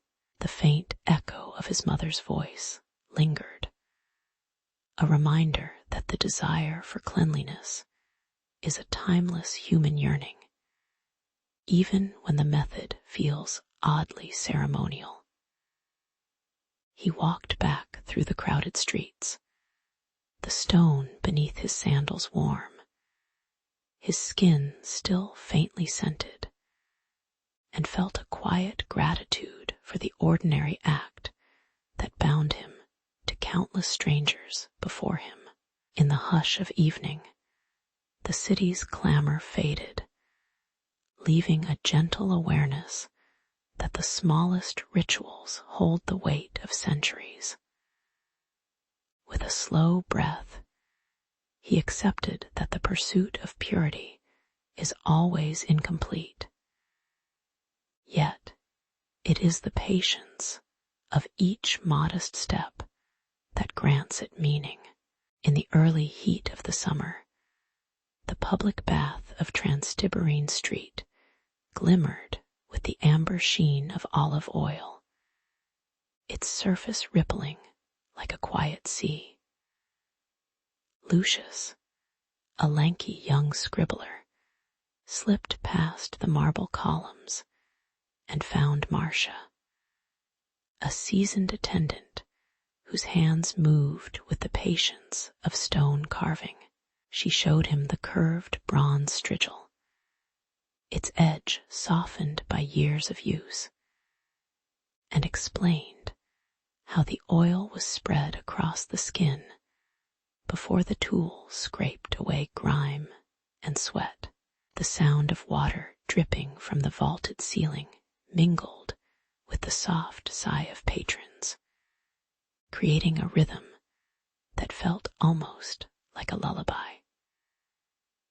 As the oil warmed his shoulders, Lucius felt the ordinary ritual settle into his bones, a small ceremony of cleanliness that seemed both mundane and profound.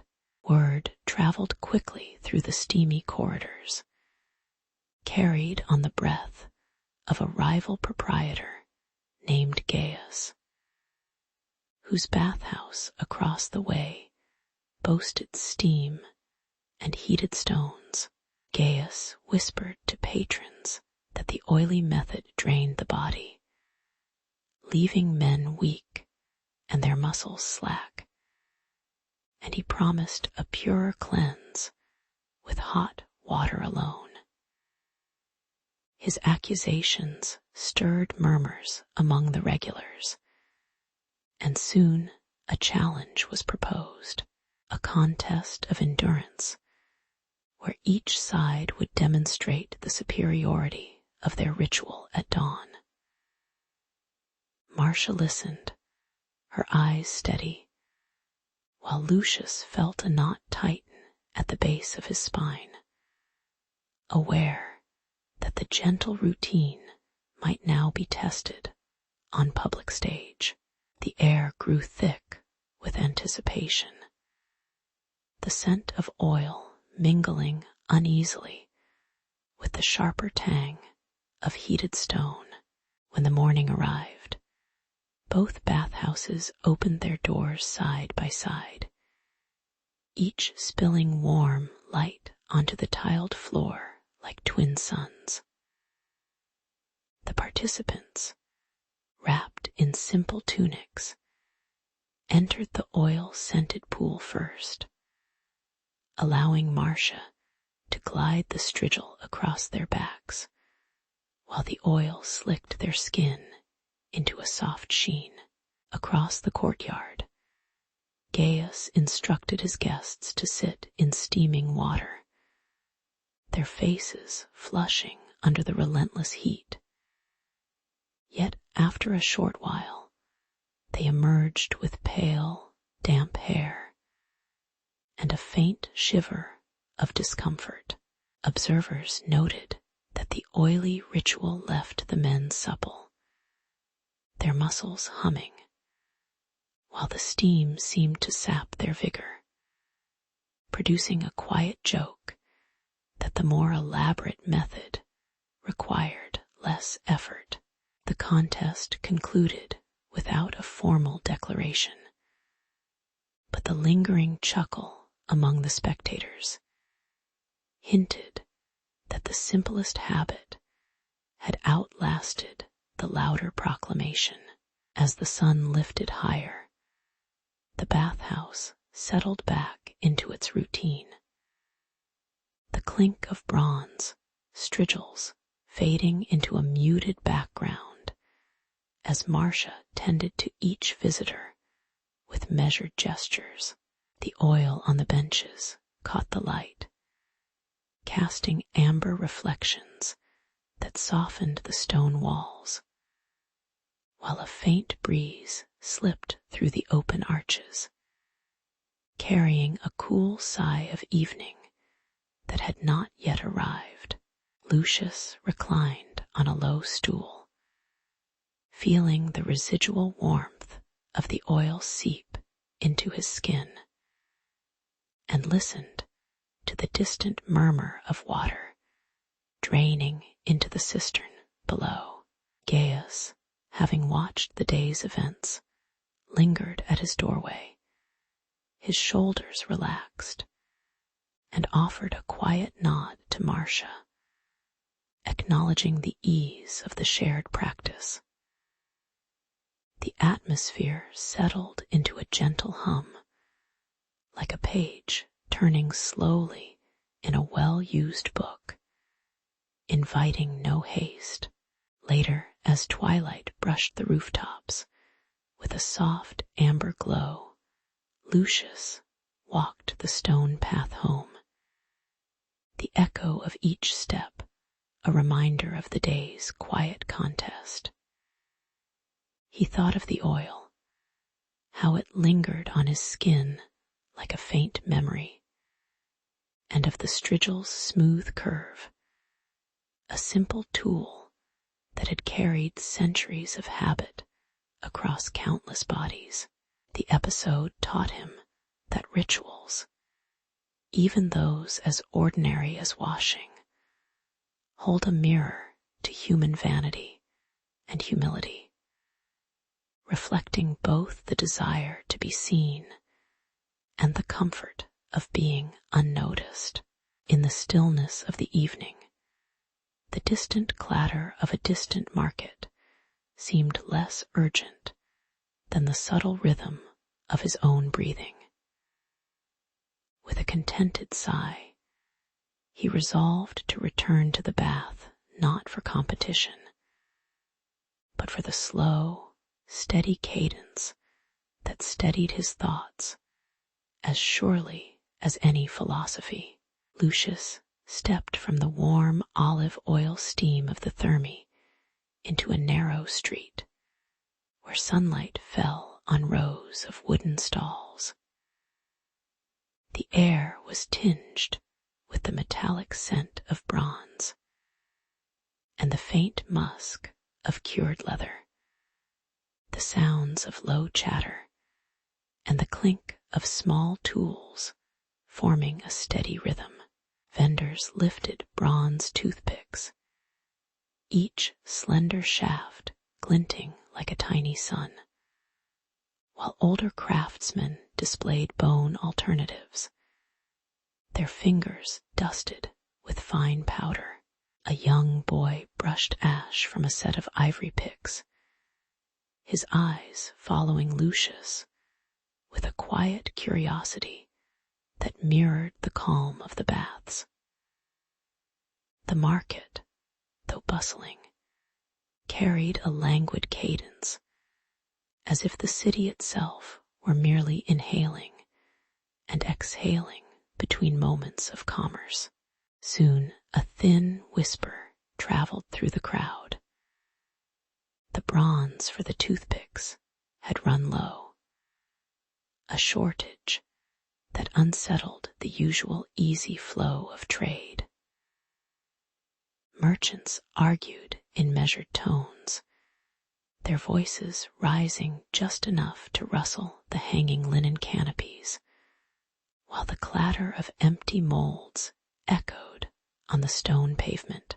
Lucius felt a subtle pressure as customers, accustomed to flawless smiles, paced anxiously beside the stalls, their hands twitching like restless fish.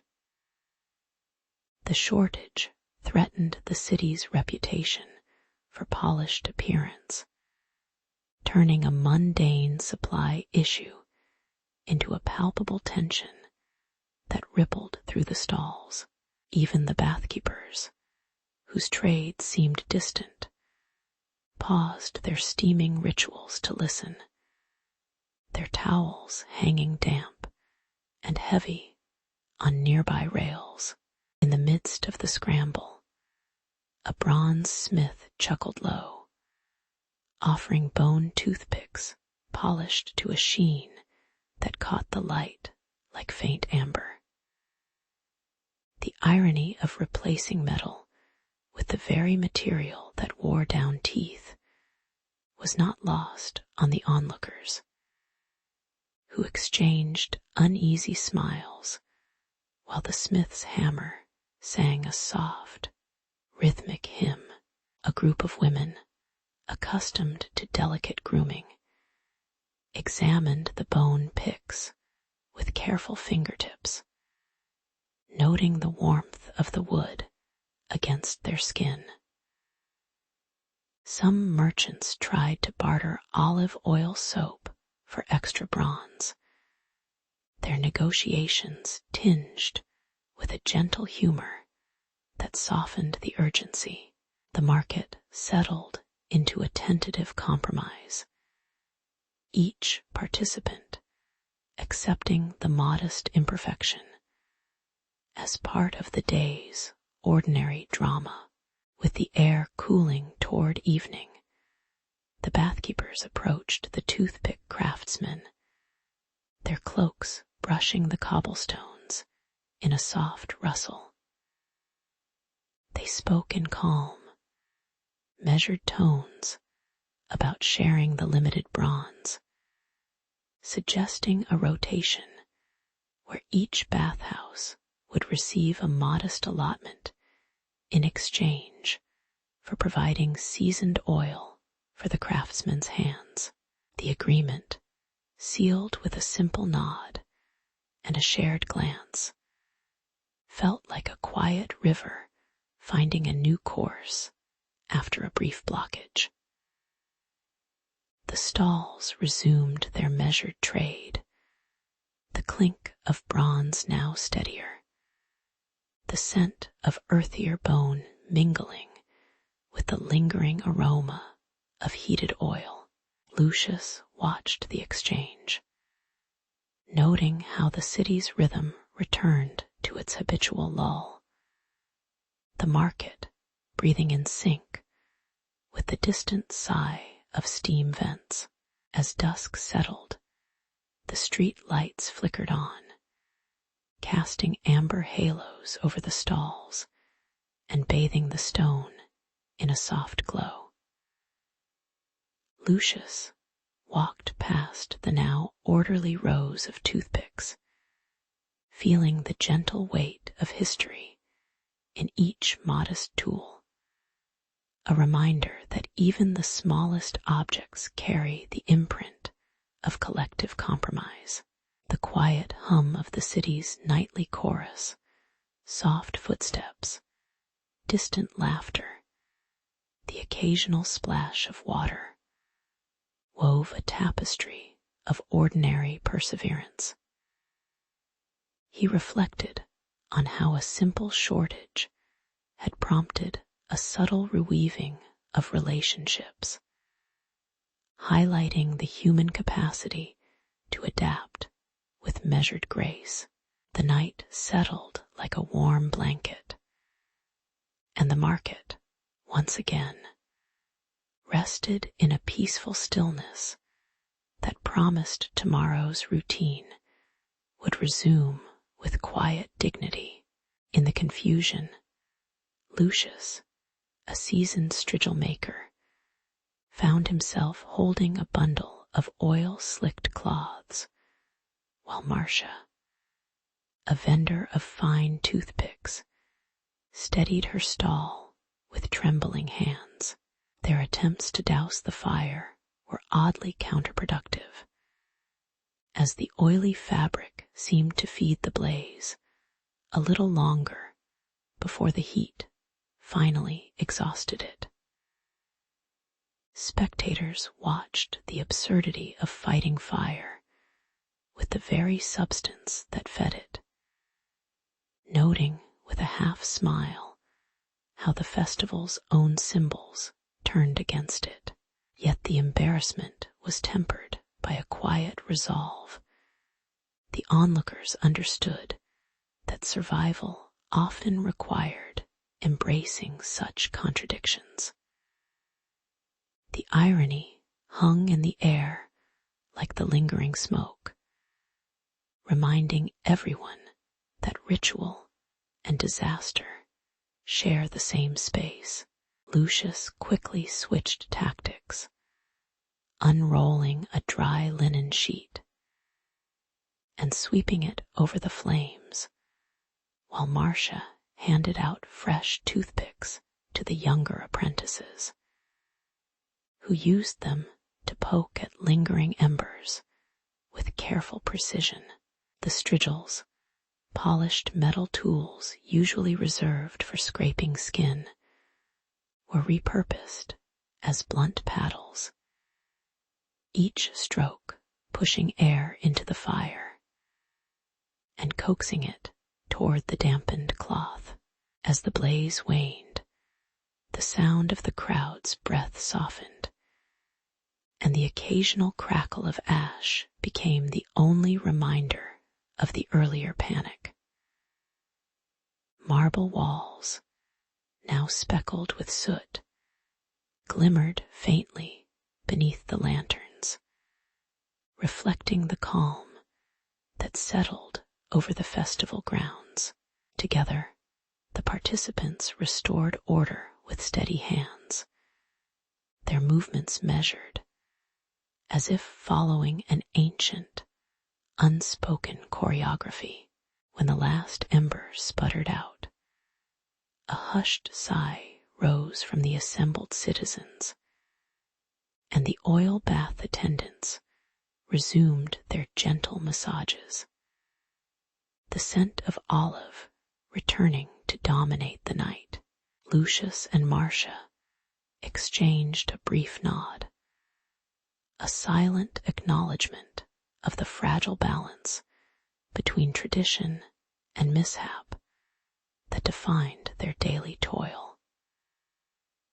The toothpick merchants arranged their wares anew, each slender piece now carrying the faint imprint of the night's urgency. In the cool afterglow, the marble facade bore quiet testimony to the episode, its scars soon to be brushed away by routine cleaning. The festival of cleanliness continued, its rhythm unaltered, reminding all that even the most solemn customs survive through patient, unhurried perseverance. In the amber light of early evening, the streets of the Forum hum with the soft clink of bronze basins and the rustle of linen. Citizens gather near the communal baths, where warm water is mixed with a thin sheen of olive oil, the scent of figs drifting on the breeze. Lucius, a middle-aged potter, watches his neighbor smooth the oil across his skin, feeling the gentle glide of liquid gold against tired muscles. The sound of distant water wheels turns into a lullaby, and the city seems to settle into a rhythm of steady, unhurried cleanliness. Even the statues appear to blink slowly, as if approving the ritual of ordinary indulgence. A sudden crackle pierces the calm when a stray ember from a nearby hearth lands on a stack of woven mats, sending a thin plume of smoke to curl above the bathhouse entrance. The flames lick the edge of the wooden platform, the heat prickling the air and turning the oil's sheen into a wavering mirror. Shouts rise briefly, then soften, as workers scramble to douse the blaze with buckets of cool water, their hands trembling against the stone. The scent of burning timber mixes with the lingering perfume of olive oil, a confusing perfume that lingers on the skin of those nearby. Yet the crowd remains composed, their faces reflecting a practiced patience born of many such close calls. In the background, a child drops his wooden toothpick into the water, its small splash barely noticeable against the larger turmoil. When the fire finally sighs out, a quiet chuckle spreads through the onlookers, a subtle irony in the way the same oil that soothed their bodies now seemed to have courted danger. Lucius picks up a simple olive wood toothpick, its tip worn smooth from countless uses, and offers it to a neighbor with a half smile that acknowledges the absurdity of their resilience. The neighboring matron, eyes bright with muted amusement, taps the oily surface with the pick, sending tiny ripples that catch the fading lantern light. Their conversation drifts to how the Romans have turned even a spark into an excuse for a story, while the oil glistens like a patient observer of human folly. The bathhouse walls, still warm from the fire, echo the soft murmurs of gratitude for the modest survival of routine. In the background, the distant clatter of sandals resumes, a reminder that daily life will continue its measured steps. Night deepens, and the bathhouse regains its tranquil cadence. Steam rises like quiet breath, wrapping the stone in a veil of gentle warmth. The oil is reapplied, this time with a slower, more deliberate hand, each stroke a silent promise of renewal. Children sit on low stools, idly chewing on wooden toothpicks, their quiet gnawing a humble soundtrack to the scene. The lanterns glow a muted amber, casting soft shadows that play across the faces of the elderly, their expressions relaxed and mildly amused by the day's earlier scare. Even the distant sound of the river seems to hum a lullaby, reinforcing the sense that the city's pulse is steady, unhurried, and forgiving. Lucius leans against the cool marble, feeling the subtle vibration of water against his skin, a reminder that patience is as essential as cleanliness. As the last droplets of oil are patted dry, Lucius steps away with a scrap of parchment, his ink still damp, to record the sequence of events for those who will read them in quieter centuries. He notes how the olive oil bath, once a simple luxury, became a symbol of collective endurance, and how the unassuming toothpick, passed from hand to hand, embodied a quiet ingenuity that outlived the flame. The words he writes capture not only the physical sensations of warm stone and slick oil, but also the softer echo of laughter that survived the smoke. In the soft glow of the lanterns, his script settles like a gentle tide, leaving a trace for future generations to understand the delicate balance between habit and hazard. The city settles into night, its streets emptying slowly, the scent of oil lingering like a faint memory. Lucius folds the parchment, presses it to his chest, and walks toward his modest home, the steps echoing a calm cadence that promises tomorrow's repeat of ordinary wonder. In the early light of a Rome that hums with the clang of stone blocks, the grand thermae stand like vaulted rivers of marble, their arches catching the first warmth of sunrise. Lucius, a young merchant with a satchel of woven reeds, steps onto the worn mosaic and feels the cool echo of footsteps beneath his soles. The public bath is more than a place to cleanse. It is a civic ritual where strangers share steam and stories in equal measure.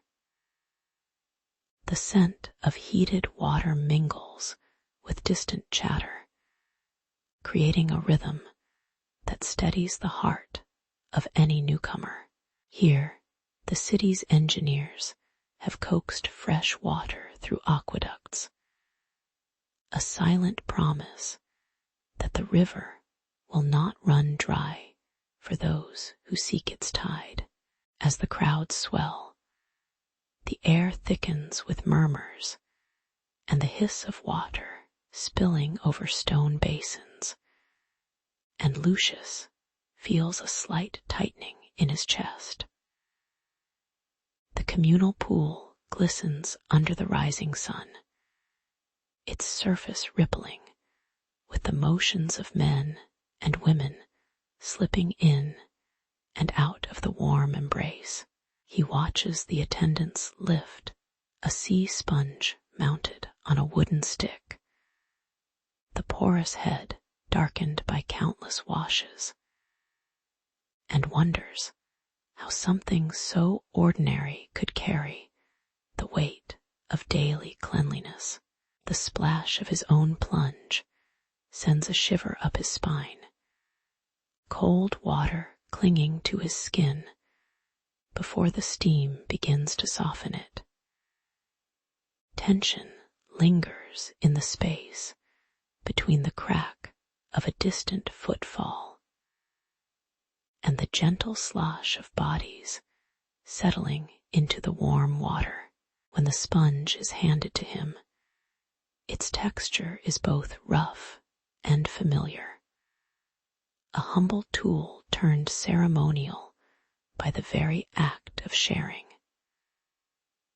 Lucius brushes the damp fibers across his arms, aware of the faint scent of salt and the faint imprint of another's grip, an irony that the pursuit of personal purity is achieved through communal contact.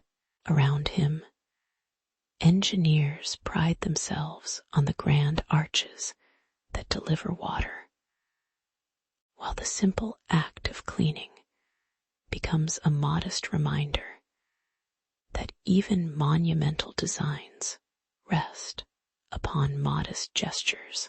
The sound of a distant stone chisel echoes faintly, a reminder that even the strongest structures were once raw blocks, much like the sponge itself. A quiet laugh rises from a nearby patron, a soft acknowledgement that the day's ritual is both practical and oddly theatrical. After the bath, the marble cools beneath Lucius's feet as he steps onto a shaded terrace, the stone retaining a gentle chill that soothes the heat of the earlier soak. He wraps a linen towel around his shoulders, feeling the fabric's softness against his damp skin, and watches steam rise in lazy curls toward the pale sky. The noise of the thermi fades into a distant hum, replaced by the occasional splash of a lone swimmer and the muted creak of wooden benches. In this stillness, the engineer's arches stand silent, their purpose fulfilled for the moment, while the shared sponge rests untouched, its fibers drying in the afternoon light. The calm settles like a soft blanket, and Lucius breathes in the lingering scent of mineral water, content with the simple rhythm of his day. Later, as the sun begins to dip and the city's shadows lengthen, Lucius walks the cobbled streets with his satchel light and his thoughts settled. He reflects on how the seemingly trivial act of rubbing a sponge connects him to countless others who have stood where he stands, each a thread in the tapestry of Roman daily life. The aqueducts that once seemed like grand triumphs now feel like gentle arteries, sustaining not only baths, but the subtle habit of caring for one's own skin. There is a quiet melancholy in recognizing that the ritual of cleanliness will outlive the marble walls, persisting in the modest acts of future generations. With a soft sigh, he pauses at a doorway, feeling the evening's cool air brush his cheek, aware that the story of personal hygiene is an unhurried river, ever flowing toward distant shores. In the early heat of a Roman summer, Lucius brushed the rough sea-salted sponges against his forearms, feeling the grainy texture of the simple tool that kept his skin tolerably clean. The distant clatter of market stalls reminded him that cleanliness was a daily negotiation between water, wood, and work. A whisper from a traveling merchant spoke of Alexandria, a city where water mingled with fragrant oils, and a dark, greasy paste called soap. Lucius imagined the scent of cedar and lavender drifting through steam, a luxury beyond the practical scrub of the Forum. He resolved to leave the familiar pulse of the city gates and seek a finer kind of washing. The ship skimmed the sapphire Mediterranean, its hull creaking as the tide sang low against the hull, and Lucius felt the pull of curiosity tighten like a rope. Upon stepping onto Alexandria's sun-warmed stone, the air smelled of tanned leather and spice, and the bustling bazaar buzzed with voices trading in perfumed fabrics and glimmering jars.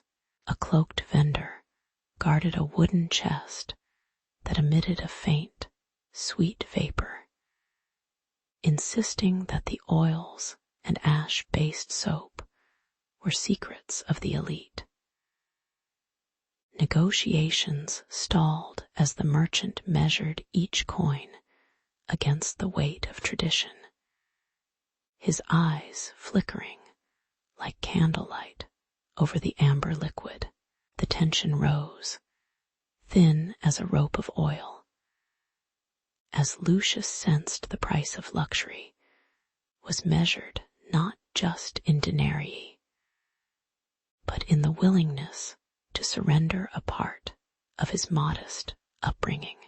When the barrel of scented soap finally returned to Rome, its lid cracked open with a soft sigh, releasing a perfume that seemed to mock the city's stale, clay-baked baths, the Senate's marble corridors, usually echoing only with the scrape of sandals, now carried a faint aroma that made the marble feel warmer under the sun's indifferent gaze.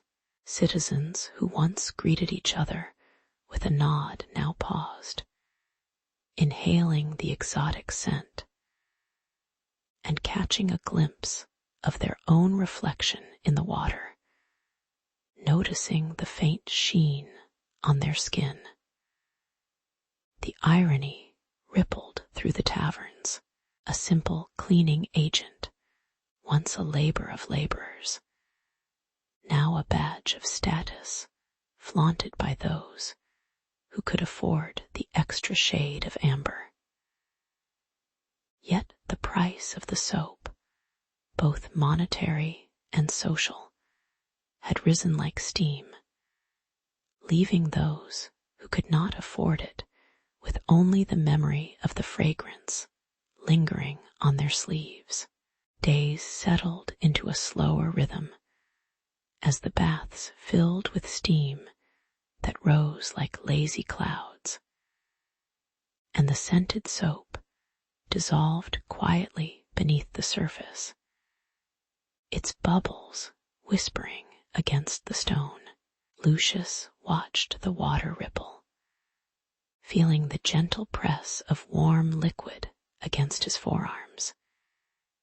Each movement a muted reminder that cleanliness could be both comfort and performance. Patrons sank into the warm pools, their conversations dulled to murmurs, their bodies washing away the grime of the day, while the scent lingered, subtle as a sigh. The city's rhythm adjusted, a soft acceptance blooming as the novelty faded into routine, and the once guarded secret became a muted background to everyday ritual.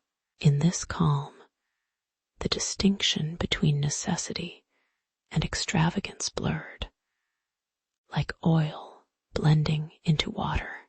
Later, as the sun set behind the Aventine and cast long shadows over the tiled floors, Lucius reflected on his journey, feeling the coolness of stone against his fingertips. He realized that the pursuit of a finer touch had been a quiet echo of humanity's endless desire to mark oneself apart, even in the simplest act of washing. The scented soap, now a faint fragrance in memory, served as a reminder that each generation reshapes ordinary rituals into statements of identity. He sensed a melancholy in the fact that the same water that cleansed also carried away the moment, leaving only the soft imprint of its passing. In the hush of evening, he understood that the true luxury lay not in the perfume, but in the patience to let steam rise, bubble, and fade, as all things softly do. In the waning light of the 5th century, the marble walls of the Thermae still echoed with the soft clatter of sandals and the hiss of hot water. Lucius' great-grandson Gaius traced his fingertips over the worn stone, feeling the lingering warmth beneath his skin. A communal sponge, once bright with sea foam, rested in a shallow trough, its fibers still damp from shared use. The scent of rosemary oil drifted through vaulted arches, mingling with the faint perfume of sweat. Children laughed as they slipped on the sloping floors, their voices a gentle ripple against the stone. Even as empire shadows lengthened, the ritual of cleansing felt steady, a pulse of order amid looming change. When the legions withdrew and the streets filled with dust, the baths fell silent, their vaults cracking under weight of neglect. The communal sponges, left to rot in stagnant pools, turned a mottled brown that stained the hands of those who still clutched them. Gaius' kin, now forced to rinse in the river's cold current, felt the bite of water against raw wrists, hearing only the distant clang of rusted doors. Illness slipped through the thin veil of water, a feverish cough rising from the same river that offered relief. The once bright tiles grew covered in moss, and the murmur of crowds dissolved into the rustle of reeds. In the dimming evenings, a sense of unease settled like a thin fog over the village. Superstition blossomed among the reeds, as folk whispered that an unseen demon followed every sudsy splash, attracted to the scent of cleanliness.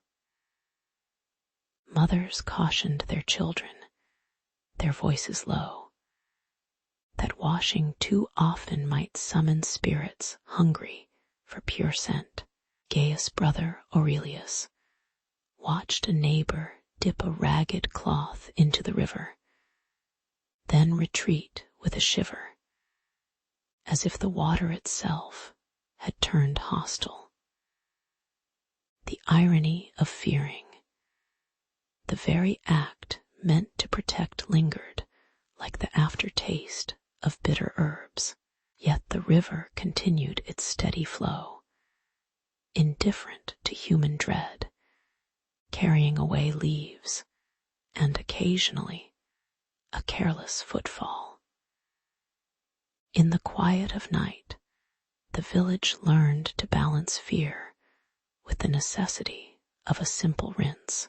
Over time, the river became a quiet altar where families gathered at dawn, the cool surface reflecting pale skies. Hands slipped into the water, rubbing soot-stained palms against rough stones, feeling the gentle abrasion of grit that softened skin. Children learned to lather with modest scraps of wool, the texture rough yet comforting, while elders sang low hymns to the rhythm of bubbling currents. The scent of wet earth replaced the perfume of oil, and the sound of splashing blended with distant bird calls, weaving a calm tapestry of daily life. Though the baths were gone, The ritual persisted, reshaped by necessity and the steady pulse of the river. In these modest motions, a sense of continuity settled, soft as the dusk that dimmed the water's edge. Centuries later, when chroniclers traced the lineage of hygiene, they noted the shift from marble grandeur to river simplicity with a quiet reverence. The faded sponges of Rome lay embedded in the collective memory, their loss a reminder that structures crumble, but human hands keep seeking cleanliness. Gaius' descendants, now cloaked in woolen tunics, still pause at the riverbank, feeling the same cool rush against their forearms.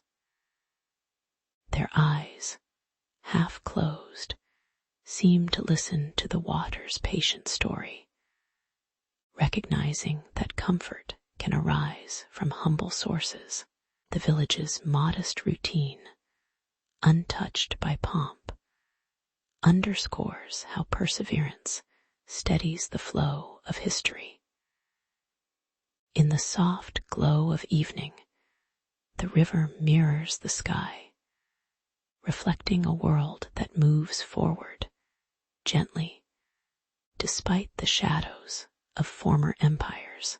In the damp stone courtyard of a remote monastery, Brother Anselm kneels beside a shallow basin, his fingertips brushing the cool water as he spreads a rough woolen cloth soaked in rosemary-infused runoff. The cloth squeaks softly against his skin, drawing a faint mist that catches the weak morning light filtering through narrow windows. He orders the novices to repeat the ritual at sunrise, each scrape of fabric echoing like a quiet drumbeat against the stone walls. The scent of herbs mingles with the earthy smell of damp stone, creating a subtle promise of cleanliness that feels both foreign and inviting. As the monks step back, their damp hair clinging to their foreheads, the air carries the quiet confidence of a renewed discipline taking root. Word of Anselm's disciplined washing spreads like a soft ripple through the village that clusters at the foot of the hill, where peasants pause to watch the monks' steady motions from the roadside. Some villagers mutter under their breath, the coarse texture of their own rough handkerchiefs contrasting with the monk's fine wool, while others listen with cautious curiosity as the herb-steeped water splashes against stone. A local blacksmith, his hands still scarred from forging, raises a brow at the notion of daily scrubbing, feeling the weight of tradition press against the novelty. The tension rises when a group of itinerant traders stops at the monastery gate, their dusty cloaks brushing the freshly washed stones, prompting a whispered debate about whether such rituals belong to the cloister or the open market. The air grows denser, carrying both the faint scent of pine and the uneasy rustle of doubts among the townsfolk.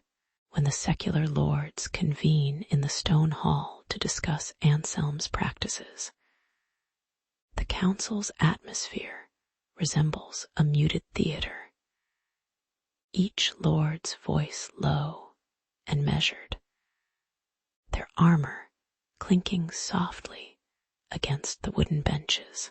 They argue that adopting the monastic washing routine could shield their troops from the fevers that often follow long campaigns. Yet the irony lies in their pragmatic desire for healthier soldiers rather than any reverence for the monk's devotion. A steward lifts a cup of herbal tea, steam swirling like a quiet joke, while a lance rests against a wall, its polished surface reflecting the soft glow of torches. The debate settles into a gentle hum, the lords' faces half-shadowed, their decisions flickering like candlelight, as they concede that a simple cloth and a basin might grant a modest advantage on the battlefield.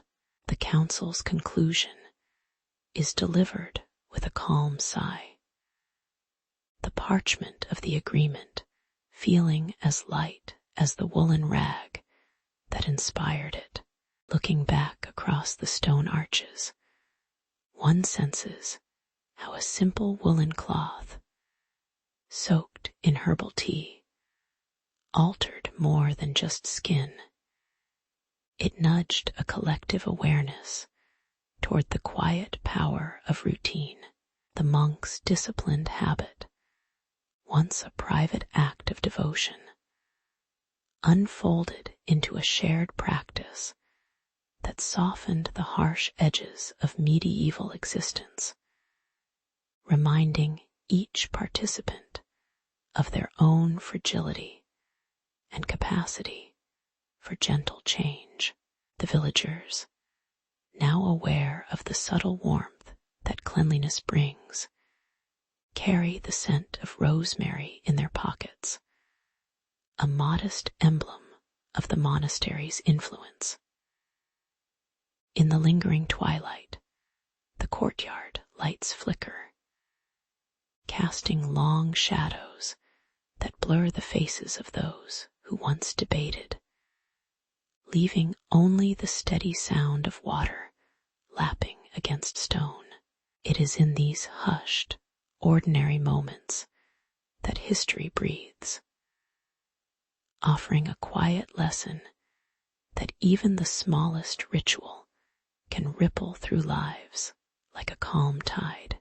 As the empire stretched across sun-warmed stone, the public bath became a daily vista where steam curled above marble steps.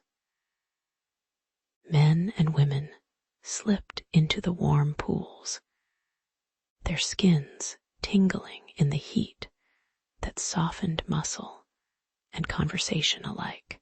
In the corner, a bundle of soft sea sponges, dampened in water, waited to be pressed against the flesh, a humble tool that turned the simple act of washing into a ritual of touch. The water was drawn from aqueducts that sang through the city, their steady flow a background hum to the clatter of sandals. Children watched the ripples and learned that cleanliness was traced in the water's surface, a mirror of civic pride. Yet even in this quiet cadence, the empire's engineers already whispered of the wear that would one day erode the pipes. As the marble facades dulled, the aqueducts began to sigh under rust and neglect, their once steady chant turning to a trickle. The grand pools, once brimming, fell to a thin film of murk, and the sponges lay dry on cracked stone, their fibers catching dust instead of water. Citizens, accustomed to the comforting splash, now faced cold streams that tasted of iron and soot, a reminder that empire could not forever shield the body. In the shadow of the shrinking baths, households resorted to rinsing in basins of rainwater collected in cracked earthenware. The sound of droplets echoing in empty rooms, the tension between the memory of luxurious cleaning and the starkness of daily grime hung heavy, like a damp cloak over a weary shoulder. Still, the instinct to scrub persisted, a quiet rebellion against the growing grit of the streets. When monks retreated behind cloistered walls, they imposed a rigor that counted each wash like a measured breath. Their linen habits brushed against rough wool in silence. The rule required a single wash per week, yet within the cool stone refectory, caretakers ground lavender and rosemary into fine powders, scattering them like invisible dust over the habit. The irony lay in the contrast. Austerity demanded restraint, while fragrant herbs whispered of indulgence, the scent lingering on the air as a subtle protest. Hands that turned the mortar felt the grain of the herb against calloused fingertips, a tactile reminder that even the most disciplined body still craved comfort. Visitors from the towns watched the monks' modest scrubbing, noting how the faint perfume rose above the stone, turning the austere ritual into a quiet performance of elegance. In that soft clash of penance and perfume, the seed of a new hygiene consciousness began to stir.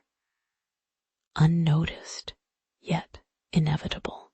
By the 12th century, townsfolk gathered around newly built washhouses, their timber roofs sheltering rows of low basins filled with warm water drawn from communal wells.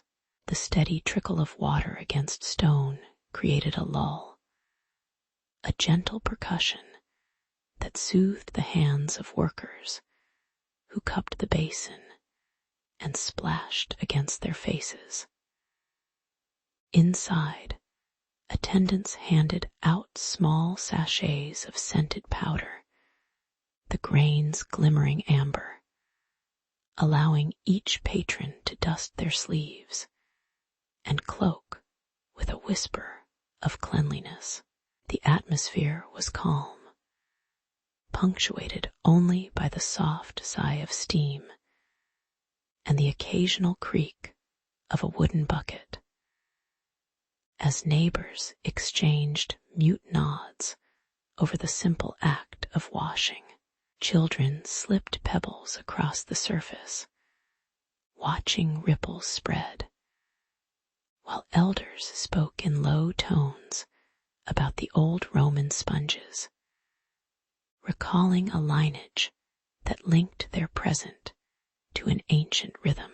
The wash house became a modest stage where the past's practicality met the present's yearning for modest comfort, a quiet testament to shared human care. In the dim glow of evening, the town's lanterns flickered over the stone steps, casting long shadows that traced the same paths once trodden by legionaries and cloistered scholars alike. The lingering scent of rosemary, the faint grit of sand from ancient sponges, and the soft hum of water together formed a memory stitched into the fabric of everyday life. Modern soaps and disposable wipes, now taken for granted, echo the ancient desire to cleanse, their origins a quiet chorus of sponge, bath, and cloth. Each gentle rub of a hand against a face, each breath of fragrance, carries the echo of generations who learned, imperfectly, to balance necessity and ritual. The legacy of the clean path, therefore, rests not in grand monuments, but in the subtle routine of washing water over skin, a reminder that civilization's progress often moves at the speed of a sigh. As history sighs, it leaves us with the calm assurance that the simple act of cleaning will continue to shape how we meet ourselves each new dawn.